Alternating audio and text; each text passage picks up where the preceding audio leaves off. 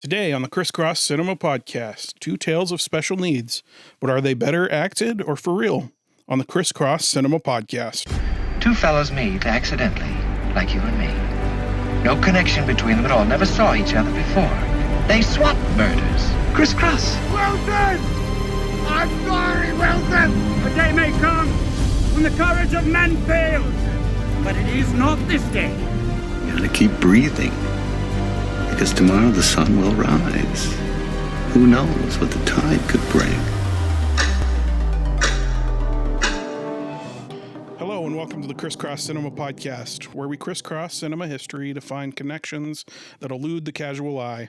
Try and spot them along with us. Today, two main characters with special needs in two very different tales. 2001's I Am Sam and 2019's Peanut Butter Falcon.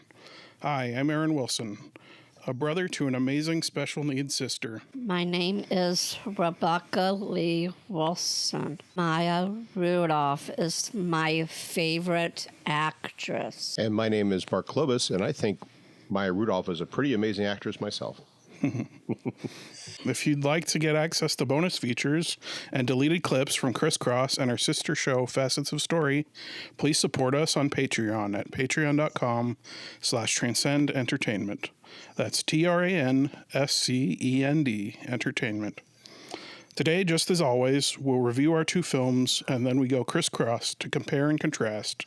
But first, Mark, what have you been watching? Well, in addition to these two amazing movies, I've been watching two shows. One is Apple Plus's Franklin, which is a very interesting showcase for Michael Douglas. And the other is the Amazon's Fallout show. Oh, nice. And I have to say, I went into that not having Hold off on the spoilers. I went into it not having played a second of the game, and I've been enjoying it immensely. I'm not quite finished with it yet, but I will say, no spoilers here, but I mean, the acting is great. Walton Goggins is absolutely amazing. He's one of those ones, he just is... he just delivers such a first-rate performance in everything he does, no matter how. Which guy is that? He plays the Ghoul. Oh, right, yeah. He was in Justified. He was in, he's in The Righteous Gemstones. He's one of those actors he's like one of those guys you see popping up everywhere. Oh yeah, it's that guy. That guy. And it's so great to see him. Here you're seeing his acting chops in the sense that he can, carry the show on his shoulders, but it helps that he doesn't need to, that there's so many other good performances. And it's so well done. Highly recommend that. Franklin's also worth it as well, but I will have to say, as much as I'm enjoying Franklin, Fallout's more entertaining. Yeah, it's a really fun world. So, Aaron, what have you been watching lately? So me and Becca actually went and saw the new Ghostbusters that came out. Oh. So, Ghostbusters Frozen Empire, and it really surprised me. I wasn't expecting it to be very good, but it's surprisingly good. So, Becca, you watched the movie. What was your favorite part? In Ghostbusters? Yep. The young Phoebe, like, using one of those tools that sap the stone lion's tail in the front of the library. Mm-hmm. What happens with the stone lion? The stone lion, it just came to life. Yep. Yeah, Becca's favorite part in the original Ghostbusters is the terror dog. Oh, yes. Because the terror dog has the red eyes. Mm-hmm. Yep. That was a really scary figure in the original movie, as I recall. Certainly a lot scarier than the Stay Puft Marshmallow Man. That was because of that movie, the first one. The terror dog kidnapping that Gina Barrett and Louis Tilly. Mm-hmm. Yep. What are the names of them? Is it the Gatekeeper and what was the other one called? Gatekeeper and Keymaster. Yep. Because there's another ghost named Gozer. Mm-hmm. Gozer is a another ghost. And it has a pet because of the terror dog. Yep. Yeah, one thing I like about the new one is I don't know if you saw Ghostbusters Afterlife. Anyway, they basically did Gozer again. Uh-huh. And anyway, this one they do a new ghost, so I liked how they did something new. But. It's funny how I mean, the challenge of all those movies seems to be the yardstick it has to measure up to with that first one. Yeah. And I have to say, my favorite property after the original Ghostbusters is that cartoon show they did in the 80s. Now, part of that's nostalgia. I haven't seen any of that. It's called The Real Ghostbusters. Yeah. And I just thought they did a really nice job of developing it. I think that, you know, in a lot of ways it's more entertaining than anything else that they've done since. Mm-hmm. And it doesn't quite have the profile that I think it deserves. But if you have a chance, definitely check it out. Yeah, I've heard of it by reputation. I should watch it. Okay, so just as always, we'll be diving deep. Fair warning, here there be spoilers. Now our review of I Am Sam. Well, we open in 1993 with Sam Dawson, played by Sean Penn. And he is working as a barista at a Starbucks, and it's very evident early on that he has an intellectual disability. He is told by a coworker that it's time to go. We're not told where he needs to go. But we see him rushing to a hospital where a woman is giving birth. And it turns out that she's giving birth to his son. He's a father.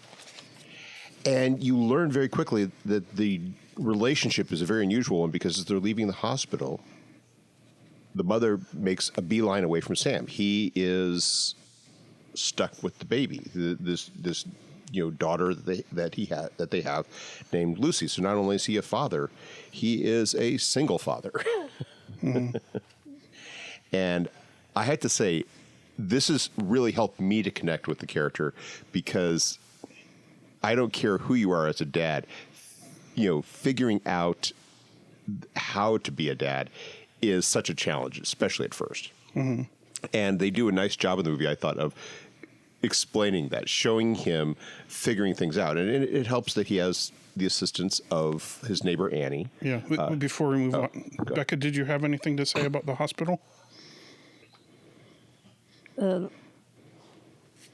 Because her abandoned mother just gave birth. I think it's a beautiful baby girl named Lucy. Dakota Fanning plays the voice to Lucy. Mm-hmm. Yeah, Dakota Fanning. What do you remember where he gets the name from?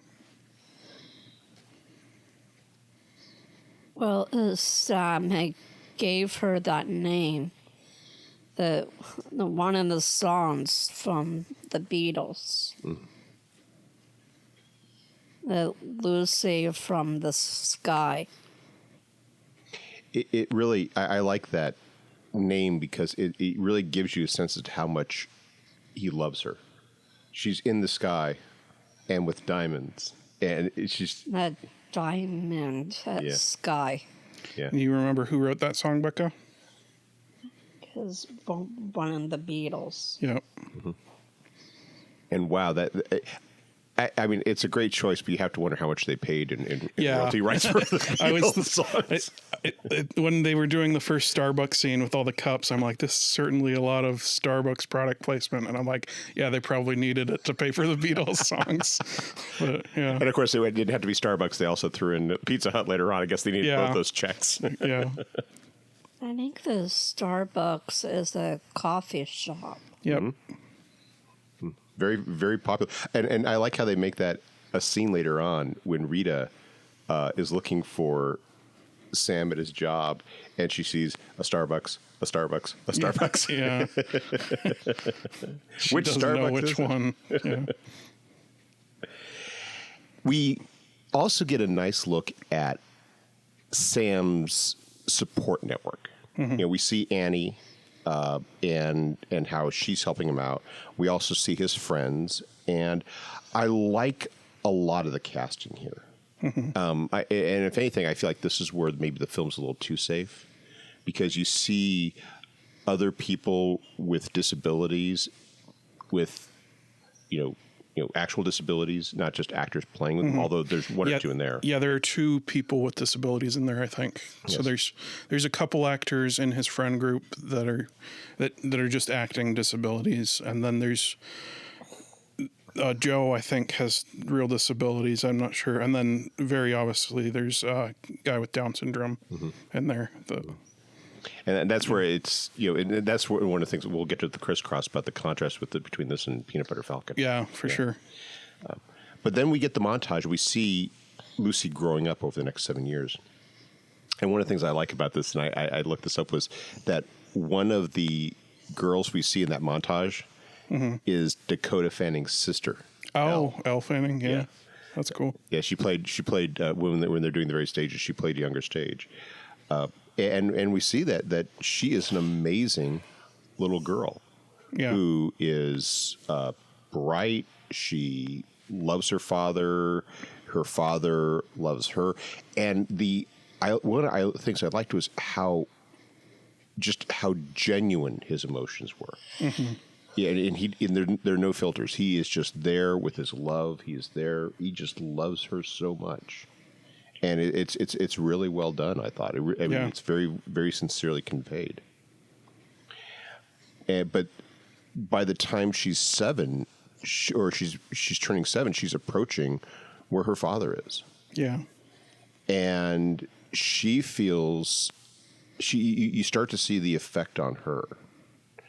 Yeah, you can see where she starts to tell that she might be getting a little smarter than he is. Her reading levels is surpassing his. Yeah.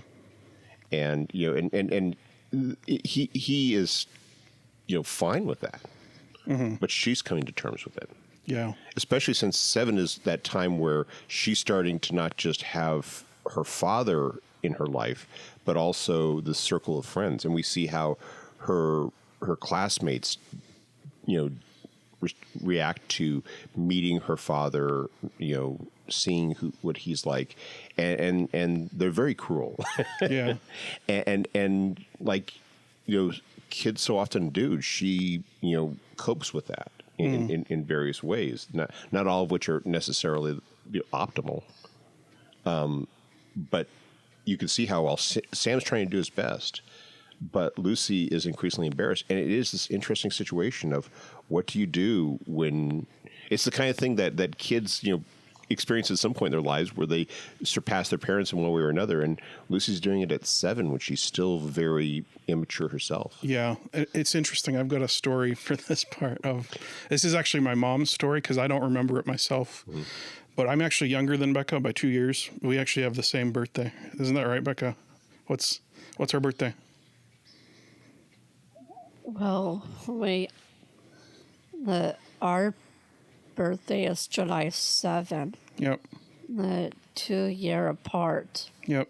Anyway, my mom has told me a couple times about this, where I think she was trying to guess what age, and I think she landed around 8. I got to the level that Becca was at, and I wasn't wanting to go further, and she was trying to get me to be like, it's okay, you can keep going. And I think what she said is finally what got me to go was my 2 brothers coming from behind like a freight train, and it's like, oh, I gotta go. And then I became the trailblazer from there. But I also like it because it's a sign of how much she loves him, that she does not want to leave her father behind. Yeah, and she says in there, I don't want to read it if you can't read it. Yes. So, and at the same time, I love how sincere it is with him, in the sense that he's like, any good dad. He wants his daughter to be, to become who she is, to be herself and not have to be something that she's not. And that's really wonderful. Yeah. So Becca, were there any favorite scenes in this first part that you want to talk about?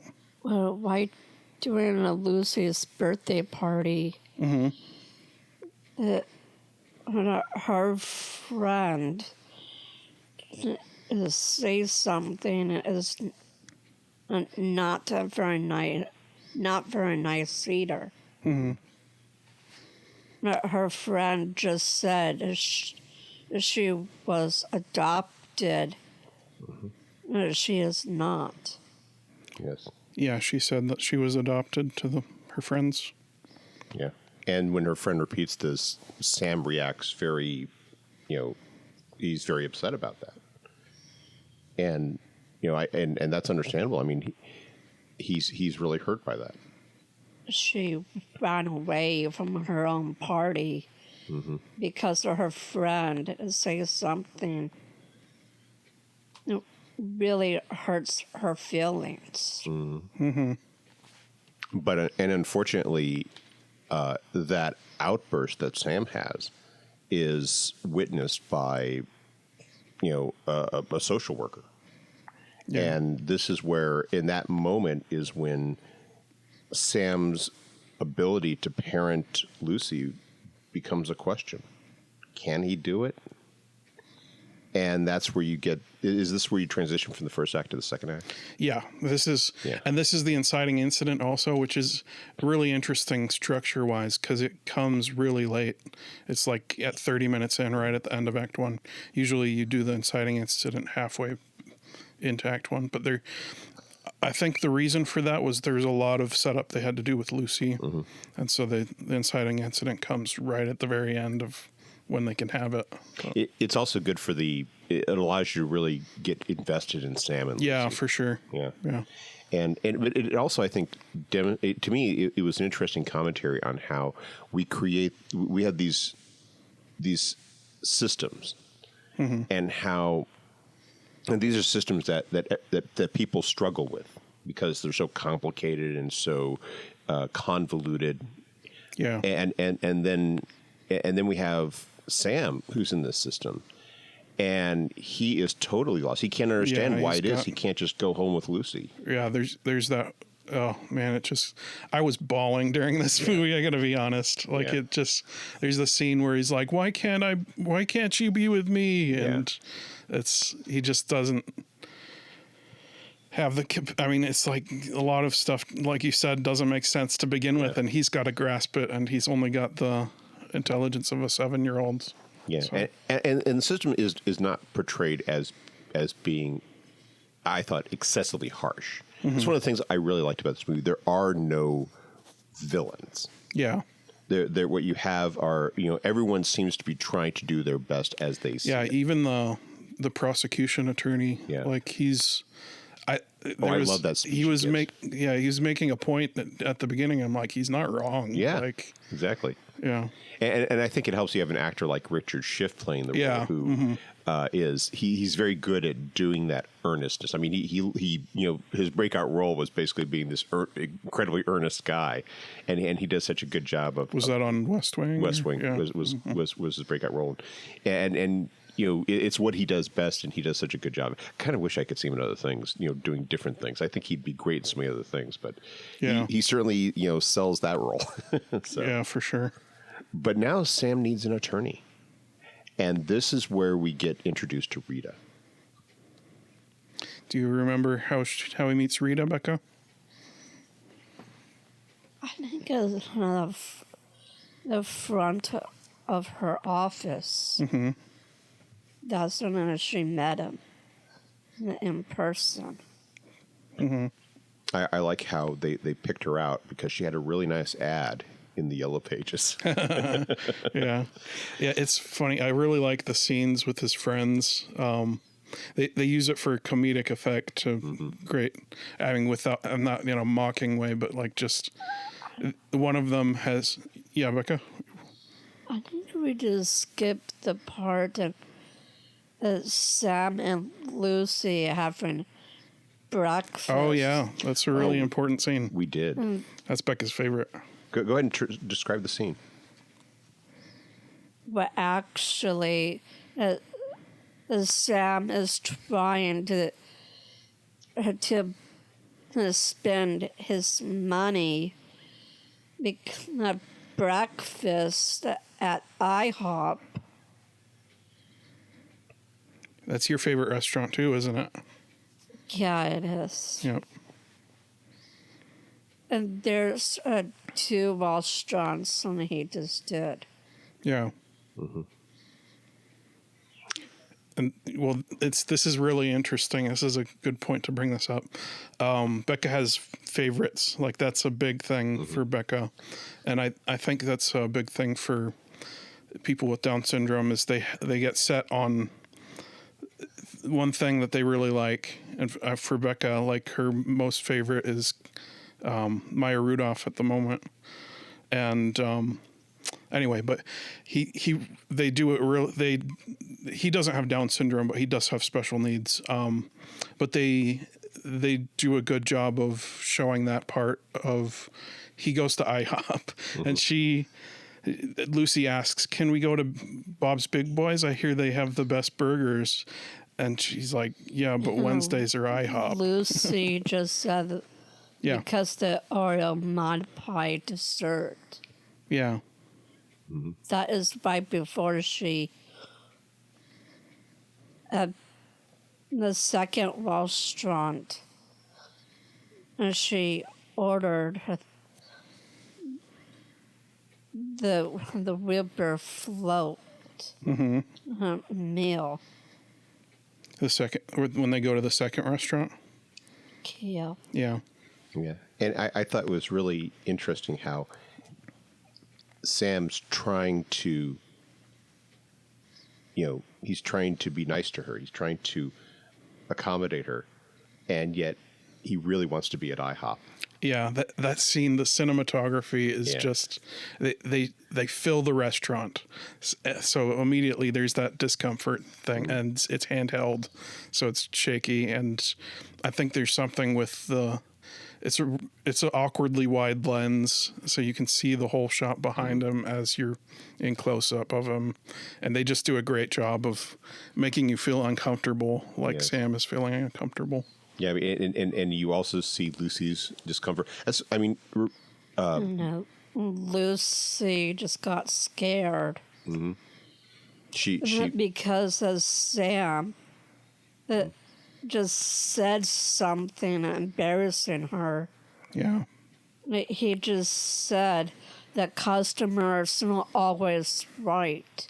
He said that out loud, and everyone at the restaurant was staring at him. And then what song do they play after that? Do you remember? I don't remember of the name of the song, but I think it's "I'm Looking Through You." looking through you. Yeah. But after that part, Lucy's school has a Halloween costume party. She just realized that her dad was acting and being a child again. And yet you watch him, and who's having the best time at the party? Yeah, he did. He was acting and being a child instead than being a father to her. Yeah. And you've seen people act like that at your day program, right? Yeah, I think that was Rose. Back at Barnes. Yeah. It's funny because she watches her dad being like that, and as you said, Becca, she's embarrassed, and yet I'm watching it, and I can't help. I mean, I admired his ability to just enjoy himself. Yeah. That's something I feel we lose as adults. Yeah, for sure. Is the ability to just let loose and be what we want in the moment when it just having a great time. There's all these societal expectations that we have to live up to. Exactly. Yeah. That Lucy feels a lot more than Sam does. Yeah. And Sam's okay with not yeah, Sam's just being Sam. Yeah. Yeah. But Lucy is she's embarrassed for both of them. So She was playing a game with her friend is because of checkers. Was that when Sam was doing the eggs? Yeah. Yeah. Is that where we are? Cracked I don't know. the eggs in the bowl. yeah, and that's where Lucy really starts to realize how her friends perceive Sam. I mean, she's grown up; she accepts him, but her friends don't, and she's torn. She loves her father, but she is worried about her friends accepting her. Yeah, and it's so the line that he says in there is he's doing the eggs and he's like, "Sorry, Mr. Egg," as he's cracking the egg, and then the little boy mocks him and he's like, "Sorry, Mr. Egg," and just the look that Lucy gives him is just like, "I'm going to stab you" type thing, and it's And yet he gets invited to the party Yeah, that's true. later on. So it's the challenge. When you're in school, you only have so many friends from which to choose. Yeah, for sure. I think it was a school project she did. That she studied about butterflies. And she's presenting it, and and She did that because a short project because of her school. and you see how smart she is because she does it all by herself. And then that boy, who later mocks her dad, his dad is telling him, "This is what this is this section." It's clear he's done most of the work. His dad had just pushed him because the bouncy house. And Lucy's project was all Lucy. Yeah, So we get to meet Rita, yeah. another Beatles reference, of course. Oh, yeah. And she is this high-powered family attorney. She's very professional, and she initially turned Sam down. And this, it gives you sense as to just how, difficult this is going to be for Sam. He's reaching out for help. He doesn't get it. And it really is interesting as well that Rita feels the same pressures that Lucy does, because it is only when she's being judged by her colleagues for being this type A personality who's always driven and who's very very insensitive that she decides very performatively she's going to accept Sam as a client. Yeah, it's right in front of her coworkers. And take her case pro bono. And it's interesting. Her character is basically the opposite of Sam. She's a chronic liar. She doesn't have a great relationship with her son. And anyway, great foil for Sam. And we're going to see this throughout it, but she's actually the one who has the arc. This is a flat arc movie of Sam. He doesn't really have an arc because he's who he is. Yeah, Sam is Sam. Well, I mean, Lucy has a bit of an arc though herself, in the sense she. Oh, that's true. Yeah, but you're right. It is mostly Rita's arc, and Michelle Pfeiffer. I mean, she's just amazing. Oh, she does it amazing. Like you can't even. I don't know how you act this. I didn't even notice the change, but by the end, she's basically completely different. Yes. And yet it's a very believable. And this is the writing, but it's also her acting that pulls that off. So, but she is really coming in the case late, and she's really scrambling to assemble Sam's case. And this gets to another aspect of her performance. She's struggling to overcome her prejudices and preconceived notions about Sam and understand his needs in the case. And that's, I think, the part of the growth is, starts with her realizing she needs to do that if she's going to do her job. And I like how later they explain why it is that she makes that effort and doesn't just, because you assume she's just going through she might just go through the motions, or she might insist that Sam does it on her terms. But we learn later on that she really doesn't like to lose. Yeah. I love that line of hers. She's great at her job, if nothing else. She's great at her job, but she doesn't lose at anything. Yeah. And so she's going to do what it takes. And if it means that she grows, well, that's actually, turns out to be a win-win for her. Yeah. So, but we also see how Sam now only sees Lucy when they're doing the supervised visits. And it's interesting how Lucy, you kind of see the point in that of why they're concerned about Sam, because Lucy manipulates him into running away. Yeah. You remember that part, Becca? When they run away on the bus? But actually, it was Lucy's idea.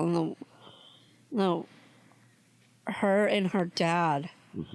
No, running away from the chaos because the lawyers or the judge, but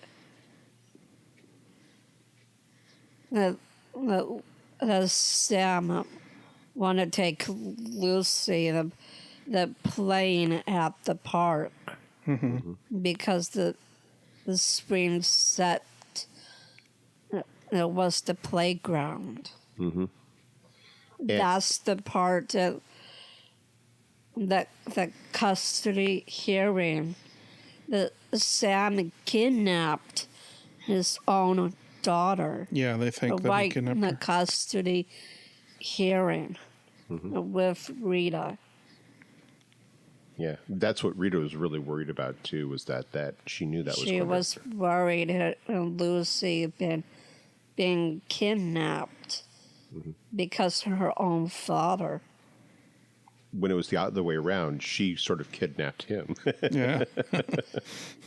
It was Lucy's idea that kidnapping her own dad. Yeah. So, I also like the scene because it shows how much she realizes. I mean, she misses him. She, that she never. You see that she's never so ashamed and she kind of is. She's a little ashamed of how she's been, and she wants to go back to that way that they were before the custody hearing. Yeah. It's very touching, I thought. Yeah, this scene, this was a staple in our family, in my teens. But just watching that scene in particular, when I'm an adult now, it's like, oh my goodness, no, Lucy, don't. Yeah. Anyway. Yeah, and we see, and Rita, does her lawyerly best to try to not have this count against Sam. Yeah. But then we see Lucy giving testimony, and it really does not go well because Lucy doesn't tell the truth. Yeah, there's this great shot of it shows as she's being sworn in, she has her fingers crossed behind her back. Yeah. Yeah. So it's interesting to see how Sam's not in the room. He's watching on the TV, and even he recognizes that she is not helping. Lucy just said her dad, all he needs is love. Yeah, it's the most truthful thing she says. Yeah. But she's asked questions and she gives, incorrect answers. And right before the kidnapping, the black lady and the police officer took Lucy away from her dad. The police officer just her to Sam's back. Lucy trying to gave her dad a hug. Lucy won't let go of that hug.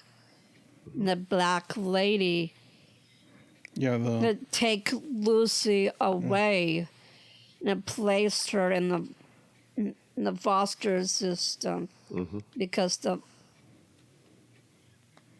the foster home.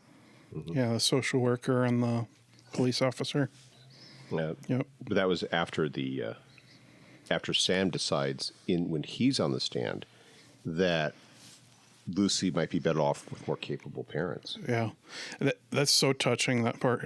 Are we there yet? Or? Well, we're kind of. Okay. We can I'll wait skip till that. we get there to Yeah. talk about that. Because because after Lucy's testimony, we get to Annie's testimony. Yeah, and Diane Wiest. I mean, I feel like so good. she's Like, so good. Yeah, I mean, she could have been so much more in this movie, but what she's given, she works. She just yeah, and you can tell her discomfort with the whole situation, and just like she's just struggling not to fall apart on the not just the normal being up on the stand thing, but she's got this other thing of she's agoraphobic, and she just being anywhere but her house. Yeah. She's trying not to fall apart. I like the message that comes from that how she is like so many people in Sam's life. She's a person who is dealing with issues, and how it is the community. We all support each other, and by supporting each other, we all become stronger. Yeah. And you see that with Rita as well later in the movie, which I thought was really neat. Yeah. So, but because she struggles simply to get out of Rita's car later on, Rita has to do her testimony prep with Sam at her house. And that's where we learn about, that's where we see for the second time, but in a more involved way, her relationship with her son, Willie, who is clearly not happy. And her house is not designed for kids. It is not. Yes, it's a lot of money. Yeah. I mean, it's a testament to her success or her ability. But he is riding around on a scooter on these polished marble floors. And you've got all these. I was going to say Art Deco, but that's not it. Was hiding in the kitchen and eating marshmallows. Yep. Sam was having a better bond with her son than she was. They were watching Lost in Space together. Because her son was feeling alone because Rita and her husband were working really late. Mm-hmm. You mean Rita and Sam? That Rita was busy. Oh, okay. A little late that night before Willie goes to bed. You're saying that the son was alone because the dad was working late and she was working late? Or he said he was working. Yeah, that's true. It was a bit of a fiction going on. It was interesting how she bought into the fiction. She knew it was fiction, and yet she wouldn't admit to it because, as she says, later on that line, "I don't lose." Yeah. I don't. I win at everything. So yeah. But and Sam does great on the stand when Rita's questioning him. His answers are really good. Yeah. But then the opposing attorney, Richard Schiff's character, he's good too, because not only do we see him asking difficult questions, he convinces Sam. Yeah. Before we get into his cross-examination, there's one line in there that I like. This whole movie is really accurate, which we'll get into in the crisscross. But the one part I'm like, I don't know, is when he's saying the last part, and he goes into this speech at the end of Rita's questioning. But she starts to get this weird look too, and so does everybody else. Turns out he's quoting a movie. He's quoting Kramer versus Kramer. Yeah. And one of his friends, calls that out, and all of a sudden, and you get the impression that for some of the people listening, their opinion of it drops a little bit. Yeah. That maybe he's not actually doing a good job of giving testimony. He's just quoting snippets that, in this case, just happen to fit. Oh, yeah. Mm-hmm. So, like, the whole thing that he's been doing that, yeah. I kind of saw that with the attorney, with the prosecuting attorney. You see Rito's kind of like, oh, no, this is going to come back and hurt us. Yeah. So, again, great acting, just, with facial expressions. It's great storytelling, too, because it comes from the guy who recognizes it as his friend, who quotes all these movies like Wizard of Oz, and like that's his thing. Yeah. But, So, were you gonna say something, Becca? Rita just offered Sam because the marshmallows. She was snacking on them, and she was hiding in the kitchen. Yeah. At the end of the scene, she offers him a marshmallow. yeah. Yeah. Yeah, she's the one that offered giving Sam her husband's suit Yeah. to him to wear Yeah. For his. because the core hearing. Yes. And of course, then he ends up getting coffee all over the suit before he goes in. Yeah. And so he I comes think in. it was the blender Yeah. explosion. That's why she smelled this mint. Yes. Yeah. You smell like mint. And I'm thinking, is it bad to smell like mint? I mean, Yeah. it's a good scent. I think it's the mint, like the chocolate chip. Yeah. That's another great progression for his character if he gets to start making coffee, and Lucy actually mentions it in one of the visits of, you're making coffee, and it's a big step for him, and It it's great for. Although probably the first day when he's also supposed to give testimony may not have been the best way Yeah. to start it. So. But because Sam admits on the stand that Lucy's better off with more capable parents, Lucy is assigned to a foster home. Yeah, and this part where he's giving testimony, it's just, I don't know if this is the midpoint, but it would make a good midpoint. But that feeling like that he, I think every parent can relate to that of, not that I am one, but that you don't measure up. Like, Yeah. so he admits that she might be better off with somebody else, and it's just his own insecurities coming out. Insecurities that, as Rita points out, practically every parent feels. Yeah. The idea of how you want to do your best, and yet you focus upon the ways you aren't measuring up, even if you're not measuring up only in your own mind. Uh-huh. Even if you are being a fantastic parent, you always feel like you could be doing so much more. Yeah. And how that parenting is definitely not for people who are really laden with insecurities, because it'll just turn them up to 11. Yeah. So and we see the effect that has on him when he not only acknowledges his limitations, but then he loses Lucy because of his honesty. Yeah. And he becomes depressed. He he doesn't work. And Lucy, Rita, who's still fighting for him, has to go and confront him in his apartment. Yeah, and this is the third act, or right before the third act down point for the movie, where everything's just at its worst. He's lost Lucy. He's given up.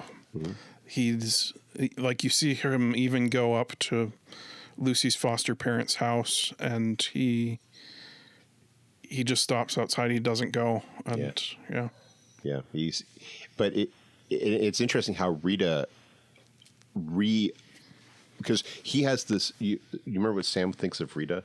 How she's amazing. He really admires her, and yet she gets him out of his depression by admitting that this person who seems to be so polished and so successful, it's a front that we all put on. Yeah. It's just that, with Sam, he's just more open and honest about it. Yeah. And, but it's true for so many other parents. And how I think it's the foster parents that accept adopted Lucy. And it was their own daughter. Yeah, they want to adopt her. yeah. And, I mean, They had to do that. Yeah. Is being with her dad. they're very protective of Lucy because, and I think Miranda the foster mom. You remember who plays her, Becca? I think she played one of the characters. So she was in the Jurassic Park. Yeah, Jurassic Park. The real life. I'm not sure the name of the dinosaur. Oh, I don't know which one you're talking about. The T-Rex Triceratops? Oh. dinosaur. Okay. Yeah, Laura Dern. Yes. So, yeah. I mean, the caliber of the actors in this is just amazing. Yeah. You have, Sean Penn, future Oscar winner. Hers is almost a bit part, but it's just exactly. She runs away with it. Yeah, she does. I mean, she sells the fact that she's protective. She's a little judgmental because she doesn't really trust Sam. And I get how in that system you start with the presumption that the children you're fostering because their parents have failed. So you start with the assumption he isn't up to it. And so she has to undergo her journey of realizing that Sam is in fact a good parent. Yeah. And even though initially Sam has certain there's certain warning signals, like how Sam moves closer. Yeah, remember when Lucy is selling Girl Scout cookies, and she finds that she's a Girl Scout. Yeah. Girl. Yeah. She had a wagon alone because the Girl Scout cookies. Mm-hmm. Mm-hmm. Yeah, and she sold them the old-fashioned way. You load up a wagon, you go from door to door. I have Girl Scout cookies. Do you want some? And how she finds out that her dad has moved closer and close enough to where she can get out at night. Because Sam had to live closer. Mm-hmm. Right near in the foster home where Lucy was. So Lucy could get out every night to go see him, which wasn't what he wanted. Well, Lucy shouldn't escaping her window. Mm-hmm. Walking back and forth and crossing the street. Yes. Mm-hmm. She shouldn't have done that. That it was stupid. It was very risky and dangerous. But she does it out of love. She loves her father so much that she's willing to break all sorts of rules and do all sorts of dangerous things. She will get hurt climbing on the banister. Yeah, the trellis. Mm-hmm. Oh, yeah. I was like, wow, that's... And remember how Sam's reaction when he saw that? What are you doing there? Yeah. And it's interesting that... Oh, yeah, Becca.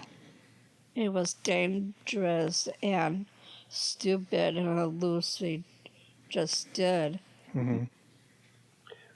But her dad's reaction, I think, helps with Miranda because he constantly brings her back, and he tries to help Miranda encourage Lucy to stop. He says, if she's having difficulty sleeping, give her half. What was it? A corn cake? Yeah, half a IHOP corn cake. IHOP. Yeah. The cornbread or something. Yeah, IHOP to the rescue. Yep. So, and I think that helps Miranda to realize that the best thing for Lucy is for her to be with her dad again. Yeah, and this is the way they depict her. Like she's not a bad parent, like by any stretch of the imagination. She's it's kind of idyllic, like her life with her, but Lucy still, like you see her in that painting scene where she's in the front yard painting with Laura Dern, and she loves to paint in the bright colors. Yes. And what is Laura Dern's color, or what is Miranda's color? Her foster mom.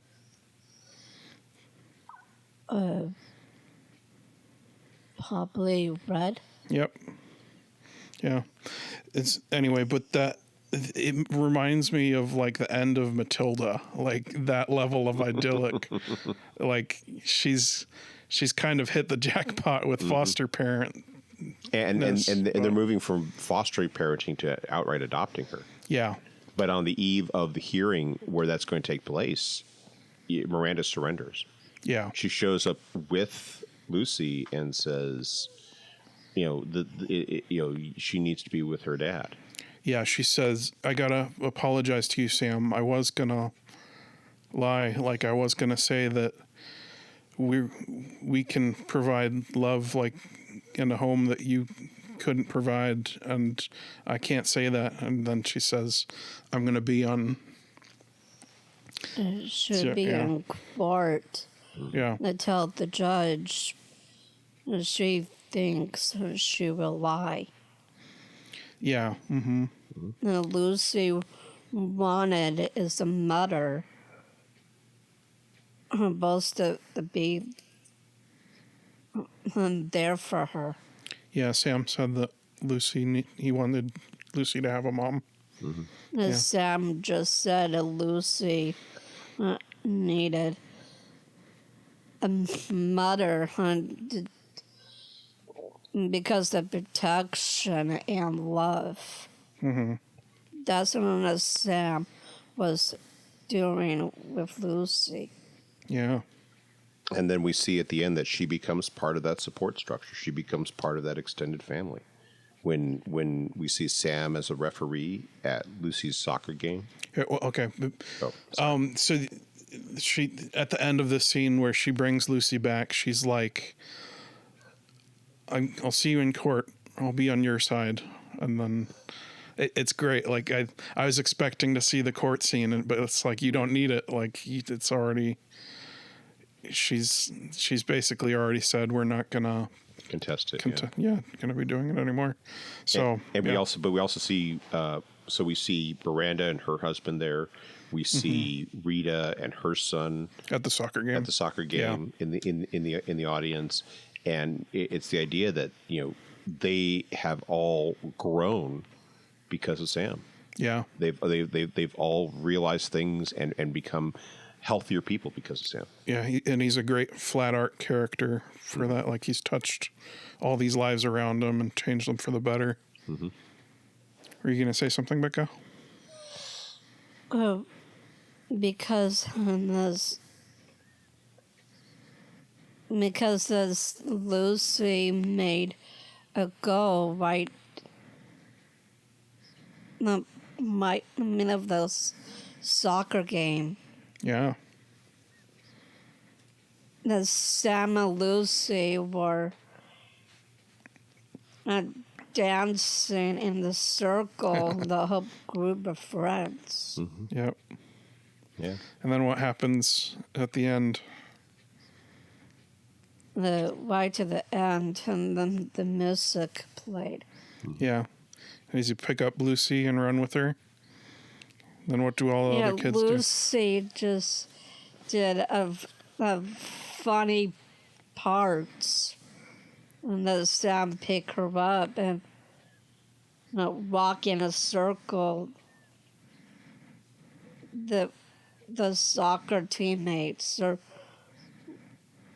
walking behind them in a big giant circle in the field. Like a parade. Yeah, something like that. And that's I Am Sam. Yeah. Perfect timing. Okay, Becca, do you have any last things to say about I Am Sam?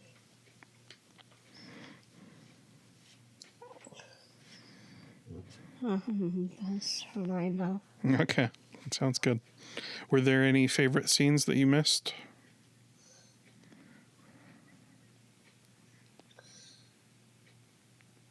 No, right to the beginning. Mm-hmm. They were spraying on the screen because the playground. Yeah. That's when Lucy being grown as a toddler. Yeah, and remember Lucy asking all the questions? She was asking questions. No, she has a mom. Or not. Yeah. Well, did you have fun, Becca? She's yawning. I'll take that as a yes. Okay, well, Becca has a doctor's appointment that she needs to go to. I had fun, Becca. Thank you for joining us. Yeah. Thought that went well. Yeah. So that was our review of I Am Sam. Now our review of Peanut Butter Falcon. This is a film that opens at a very different place. Yeah. Because we start in a state-run care facility, and right off the bat, we meet Zach, who is played by an actor with Down syndrome named Zach Gottsagen. Something like that. I looked at it on the Amazon, and I can't. Yeah, I'm not sure how you pronounce it, but yeah. But he's getting a meal, and he sits down across from a resident at this care facility named Rosemary. He hands her a note. There's almost like a Napoleon Dynamite feel to this opening, especially with the pictures that he drew. The one I was thinking was was a bit more like The Great Escape, because that's what's going on. Oh yeah, they're conspiring to stage something so he can get out, and so right away we establish the fact that he's a character who's loved and appreciated by the residents. It's mostly an elder care facility. Yeah. And that they have affection for him. They're willing to help him. So he gives her his pudding, and she, starts eating it. She pretends that she's choking, and then he decides to make a break for it. Yeah. He's very quickly caught. Yeah. So I'll have to look back at that picture because I didn't stop long enough to see he did a math type equation to be like, you take the pudding and then I run, or I don't know what it said, but it basically outlined the scheme in visually. So which ends up coming back to haunt him when Eleanor, one of the people at the facility, basically is like, we got the note from Rosemary, so we know it was a plot. So. But we very quickly learn why he's so motivated to leave. It's not anything necessarily negative about the facility. It's because he is a fan, a perhaps the biggest fan ever of the professional wrestler, the Saltwater Redneck. Yeah, and he's got a tape that he watches that is promoting his wrestling school. So, and he is obsessed with this so much so that his roommate Carl, played by Bruce Dern, which is our first connection to yes, the exactly. movie. We had the Dern family line through it. Yeah. So he's if I had a nickel for every time you watch this, I'd be rich or something like that. Yeah. Some line like that. And it turns out that Carl was an engineer, which becomes very helpful in a moment. Yeah, real quick, I want to bring up something of this is very accurate. You heard us mention Maya Rudolph at the beginning, or Becca mentioned Maya Rudolph. That's what she's about 24/7. It's like this wrestling school for Zach. I don't know if it's a Becca thing or if it's a Down syndrome thing in general, but she very much obsesses about one person. It used to be the captain from Cape Mulgrew, the actress Captain Janeway from Star Trek Voyager, and she if you mention her to her now, she'll be like, who? But she's got that same thing if she obsesses about one thing. Yeah, and in Zach's case, it's being reinforced by the fact he watches this video constantly. Yeah. So, and this is not the first time he's tried to get away too, and because of that, he is told by the caretaker Eleanor. Here we have famed Nepo baby Dakota Johnson, who says that he's been now labeled a flight risk, which it seems like a throwaway line, but it becomes important later on. So, but we were also introduced to another character, which is Tyler, who is not in the care facility. He's in fact a crab fisherman. Yeah, and we first see him raiding crab cages, pulling out crabs. Yeah, other fishermen's crab cages. Yes. Yeah. And this is an activity that gets him fired. he's been bringing illegal crab catches. It's very heavily regulated because of they're like licenses. He doesn't have one. Yeah. And his boss basically encourages him to get his life in order, and this is how we find out. And I have to say that this is the part of the film that I had to go back and watch to realize is that when we see his brother Mark, John Brenthal's character, Yeah. that's all flashback. Initially, I thought we were kind of seeing what he did after he was fired, and I realized, oh no, that's a flashback. Oh yeah. That kind of goes counter what my remark was going to be about that, but I guess once you realize they're flashbacks, I really like how they did them. Yes. They're like these silent flashbacks where they're just real quick glimpses, and they feel like memory. Like, oh, I agree with you completely. Is that once I realized what they were doing, I did come to really appreciate the technique, and that's one of the things that when we get to the end, I like how it kind of sets up for this question you have at the very end that they do answer, but for a moment there, it's kind of like, how are they going to go with it? So, but we see, we learn very quickly that Tyler, he's kind of out of sorts after the death of his brother, and he's really not in a great place. He's struggling to survive, and he's, and something is going to happen. But then we cut back to the care facility where, with Carl's engineering help, Zach gets past the bars. Carl that had been set up to keep Zach in. Yeah. So. Yeah, he like does the twisting of the bed sheets around the bars, and it pulls the bars open, and then he gives him soap to lube himself up, and he's okay. This is the reason Becca didn't want to watch this movie. I think we watched the trailer, and he's like, "Why is there a half naked boy in this?" And so that kind of turned her off to this, and that's another thing about. Like once she makes up her mind, like you're not going to change it. It's. My mom said that like stubbornness is a real big thing with I think Down syndrome in general. And you see that and that's such an essential part of Zach's character because he is so determined to see the saltwater redneck that he's not going to be deterred by warnings, by signs, by the concerns of the staff, or even by metal bars. He's going to find a way to get out, and if that means he ends up running down the street in nothing but his briefs. Yeah, that's him getting to his goal. That's some great comedic fodder there. They return to, even after he gets clothes, he goes back to just the tidy whities every once in a while. But I don't think we mentioned like the actor Zach is Down syndrome. Like he's actually Down syndrome, which I haven't seen before. Obviously, he doesn't have. Oh, we'll get more into this into the crisscross, but he doesn't have as wide a range.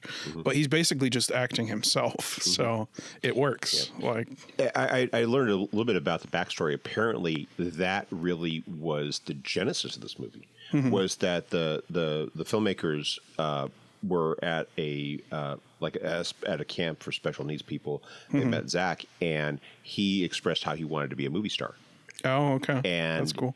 And this was sort of the idea was to in effect what they do is they channel that ambition. It's just that in the movie they translate it into he wants to be a wrestler.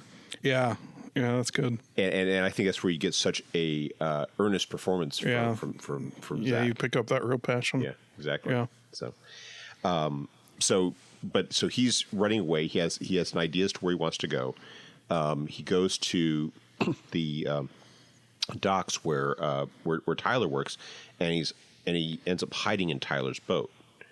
And this is when we see Tyler getting his revenge. He has these two nemeses, Duncan and Ratboy, who are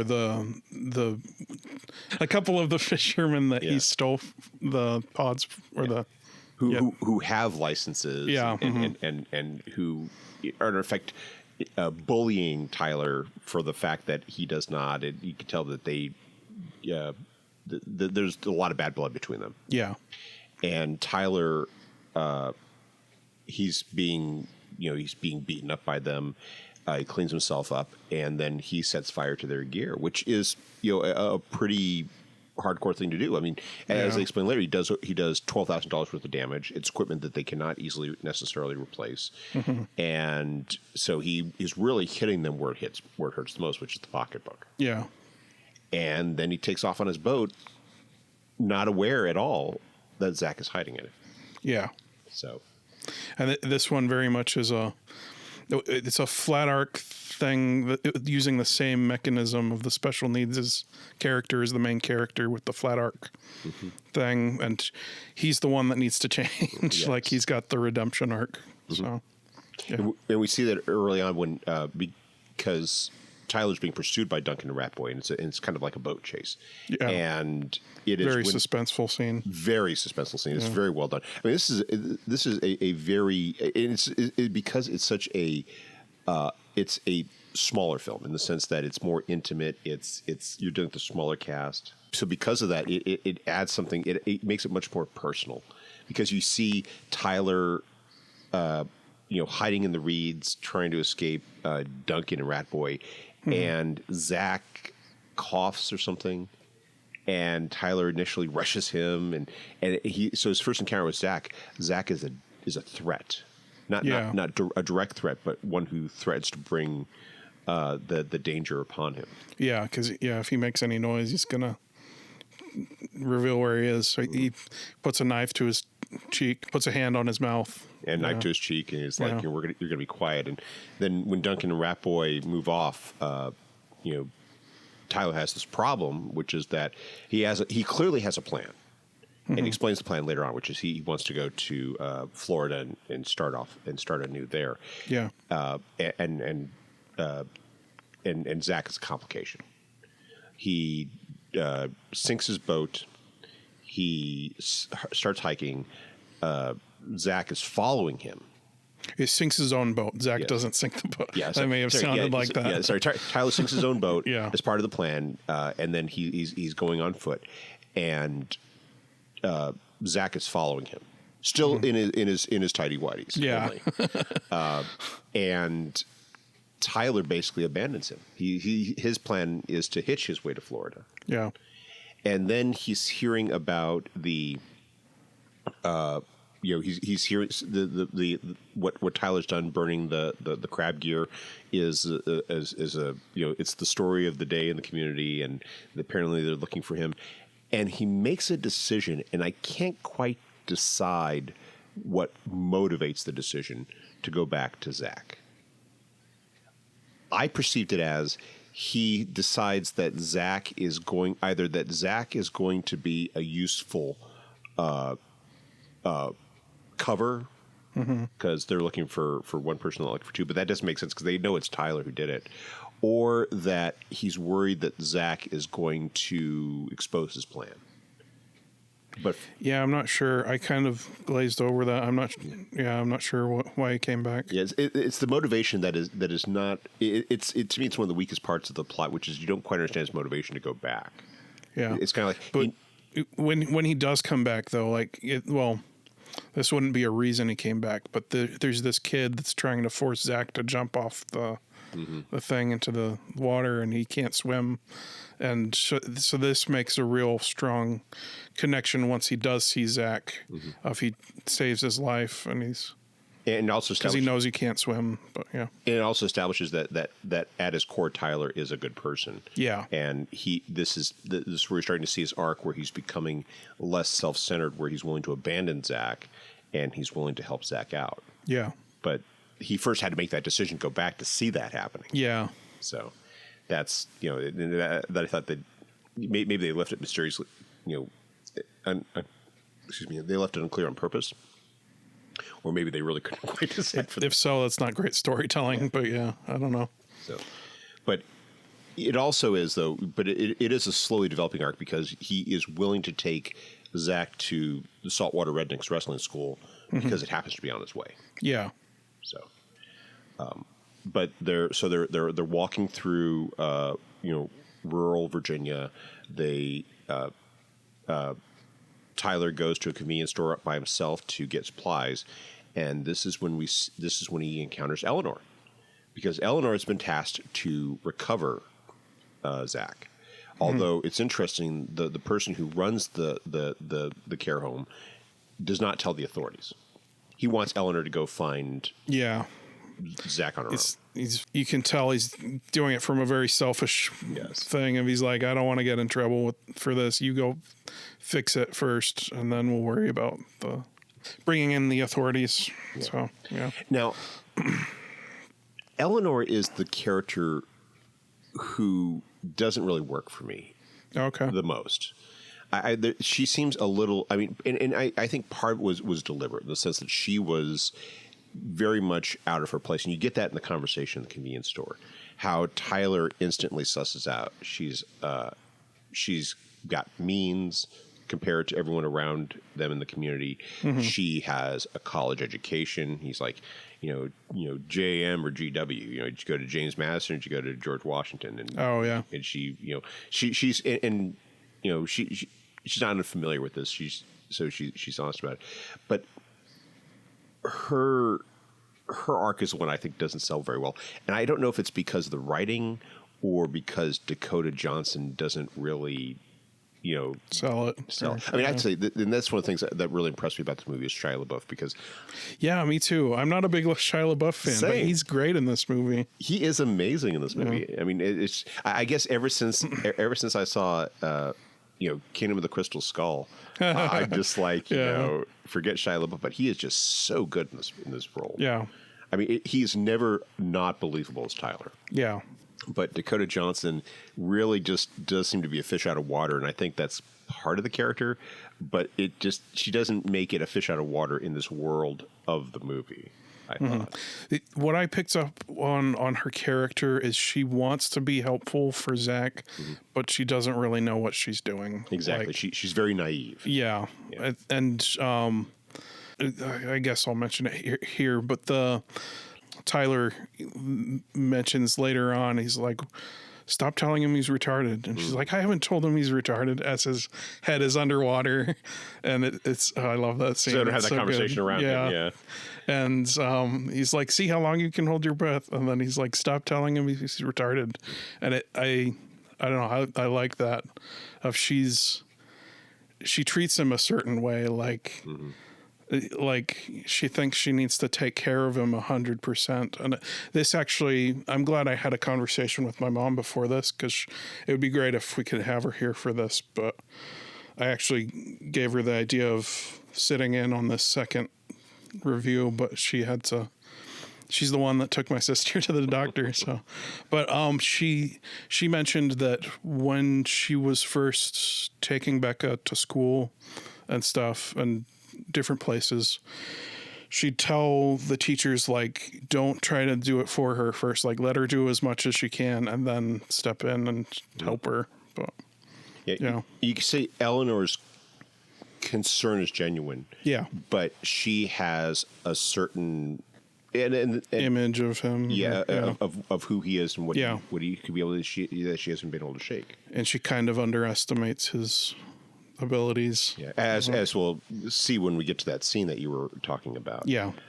Sorry I jumped forward, but it's totally fine, because it's great that really is where we kind of get the most we get a concentrated burst of character development for her. We hear about how she's this basically this sincere yet at the same time presumptive, and that's kind of I know a lot of people like that. Like, it's like, I don't know. I guess a lot of social workers, like, they've got that kind of thing, but I don't know. It feels, I don't know.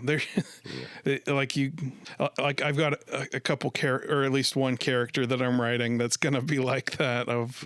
They're kind of an antagonist but it's an interesting thing. You go into that kind of work and there's some kind of a disconnect where you don't. It's something I haven't cracked of why that is. It sort of is the embodiment of, I had the word and I lost it, of patronizing. Yeah, a patronization. For sure. Yeah, where she genuinely cares. She wants to do best, but she sees it as a hierarchy. Yeah, And it's something that, and it's, I think it's very much of a piece with a lot of people who, they want to do something, but they see it as a, caregiving and not working with. Yeah, for sure. And I think we'll be returning to this in the crisscross as well. So. Yeah. I think one last thought on this. I think the problem is she views it less as a relationship and more of a, like you said, like she's a caregiver. Mm-hmm. And anyway. But, she's a charge. She's not a fellow person. Yeah. Or Zach's a charge. Yeah. But one of the things that comes out of this, and this is another aspect, because I like so many of the choices that the writers make, is that Tyler's impression of Zach improves once he finds out that Zach's a fugitive. Yeah. Because he comes back and he's like, hey, buddy, good for you. You broke out. And I think Tyler can relate to Zach in a way. And again, I chalk this up both through the writing and to Shia LaBeouf's performance, that he's also apparently been underestimated as well. Yeah. There's I keep wanting to jump forward, but he talks later on about how he thinks he's a bad guy. Mm-hmm. Like, because that's how everybody's treated him, and we find out why he thinks, why they all have that assumption later in the movie. Mm-hmm. Yeah. So anyway, and I won't spoil the rest of that scene for you, but yeah. But that really kind of is the breakthrough when Tyler starts really making the effort to connect with Zach, rather than just treating Zach as this, this convenient latcher on, or exactly. Mm-hmm. And so they begin to bond, they begin to hang out, and this is where they get a little too on point with the Huck Finn parallel, I thought. Yeah, I was gonna mention the Huck Finn thing. Like it's mentioned. I forget who says it, but it's like it might be Bruce Dern's character that says it's like Mark Twain, or yes. I think it was his character. But you do get that very Huck Finn sense of they're going down the river and having this journey, and they're both a couple ruffians running away from something. On a raft. Yeah, on a raft. Yeah. Yeah, when you get to, and I love the scene where they go to they see a boat, and you get the impression that Tyler may decide to abscond with it. And then the boat's owner comes out, and he's an elderly gentleman who's blind, yet that doesn't stop him from having a gun. Yeah. and how he's like, he's willing to help them, they just can't take the boat, so they take the raft, and they're using that to travel downriver.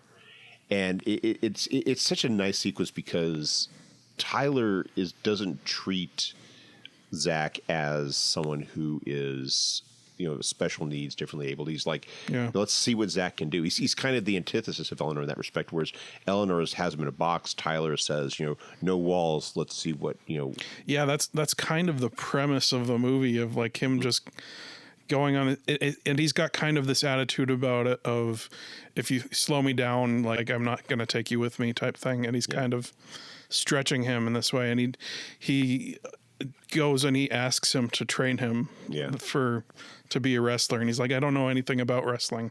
And yet they have this little makeshift thing where they make like watermelon hats, and this whole sequence, and and later on Tyler's having him do calisthenics. Yeah. And there's that great shot of, ironically, of him shooting the shotgun, and he just blasts back with it, and it's kind of funny though, because the gun stays exactly right where it is. But anyway, it's just so nicely done, and Zach does a great job with it. Shia LaBeouf does a great job with it. Yeah, you get the huge chemistry. Yeah, huge chemistry. A sense of a real connection is being formed. A friendship that is sold and really helps to justify. It helps to sell the character arc that Tyler's on. Yeah, that he is kind of having a connection to compensate for the connection he lost when his brother died. Yeah, the thing I really like about it is it was his older brother that died, and now he's kind of in the older brother position. Well, that's like, which is something I can relate to. Like, even though Becca's 2 years older than me, I've kind of been in the older brother position ever since that experience I talked about, where I had to step in front of her and keep going. And And I like the role that the shotgun plays in that, because the shotgun they convey in the first flashback was his brother's. Oh yeah, and how that's the part of his brother that Tyler carries with him. Yeah, and then he's teaching Zach how to use it. Exactly, it's great. So they travel down river. They camp on the beach, and the next morning, Eleanor finds them. And this is where I kind of like about her character is that she might be naive. She might need to have this arc of her own, but she's not stupid. She knows where Zach wants to go. She is hot on his heels. Yeah. And she encounters them, and she shows up, and she says, it's time to go back, Zach. And Tyler argues with her, and that's where you start to see that Tyler, how you're getting, in a sense, opposite ends of the debate. It is a debate that really kind of plays out over the course of the movie. And one of the things I like about the movie is that it's sophisticated enough to where it is not entirely. Neither one is 100% right. Yeah. And it's a bit more nuanced than that. We'll get to why later on. But while they're having this debate, with Eleanor saying he needs to go back, he needs to be cared for, and Tyler's like, no, he's we've already done all these things. Zach chucks the keys in the water. It's hilarious. And then he starts dancing, and it's kind of a callback to, he's like, Tyler's like, what's rule number one? And what is the real rule number one? Like, I think the rule number one is, like, don't slow me down. Yeah, don't slow me down. Yeah. And then he's like, what's rule number one? Party. He's like, no, it's not party. And then later on, when they get off the raft and they're on the beach and they're going for the night, he pulls out the bottle of alcohol they got from the store owner. Yeah. And he's like, what's rule number one? Party. And then they start partying. And then that's the scene that we pre-visited earlier, where he says, like, from the way he's been treated growing up and kids at school and teachers and whatever, like the way he's been treated, he feels like he's a bad guy. Like, he's like, I'm a bad guy. I want to be a bad guy. Mm-hmm. And then he's like, you've got a good guy heart. And